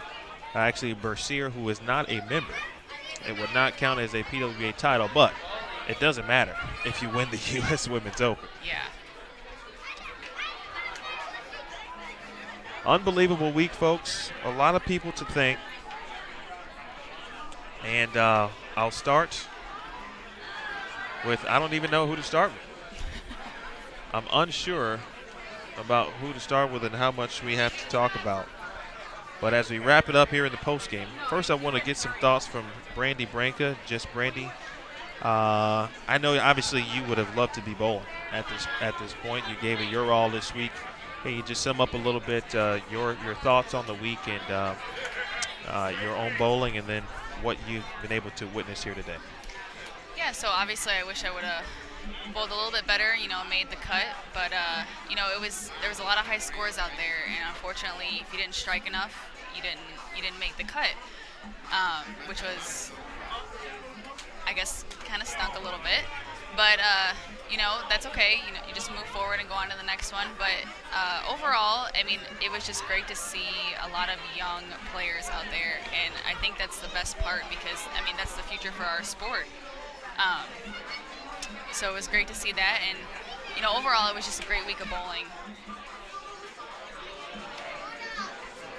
All right, give you a little crowd shots of what's going on and what's the excitement levels and everything else. Boy, it's been a great week. I want to thank all of our guests. I'm going to certainly forget someone. I don't remember. But let's start with Brandy Branca, Chris Barnes, who joined us several times, John Zerbinski, Anthony Simonson, Shannon O'Keefe, Christy Rosberg. I know I'm missing somebody. I'm drawing a blank, and I'm sorry. I want to thank the proprietors here. Jamie Brooks, fantastic job. I know they remodeled Plano Super Bowl, and they did a fantastic job. It looks awesome, and we appreciate being gracious hosts. Want to thank the USBC and the BPAA as well for all they've done for this event. Want to thank our PWBA Tour sponsors, Cubica AMF, Smithfield, Nationwide, Pepsi, and GoBowling.com. Also like to thank the PWBA staff, to Neil Milligan, Director of Operations, Kathy Kavicki, our tour coordinator and on-site merchandise manager, Kathy Wadka, our assistant tournament director, and Jason Thomas, of course, part of that staff as our brand manager. Big thanks to Greg Moore, Senior Director of Tournaments, Anna Reed, Brent Houghton, Nicole Osborne, Brenda Mason, and everyone involved from a marketing perspective for the event. Everyone who is not potentially on site. Terry Bigham, our guy Terry, and everyone else who obviously assisted in making this thing happen. So, Hey, and a big thanks to you as well. Wow. Can't forget yourself. How about that? Well, thanks, Brandy. You're welcome. Coming out every week, getting this done. I mean, no one would be able to watch us if it wasn't for you. So I appreciate it. And I'm sure all these girls and, all the fans appreciate what you do and, making sure everyone can watch, the best women bowlers in the world. I do appreciate that. Thank you very much. It is certainly an honor and my pleasure to be able to do what we do. I am only just a small portion, but what we saw today is why we do it. And it was certainly rewarding to do just that.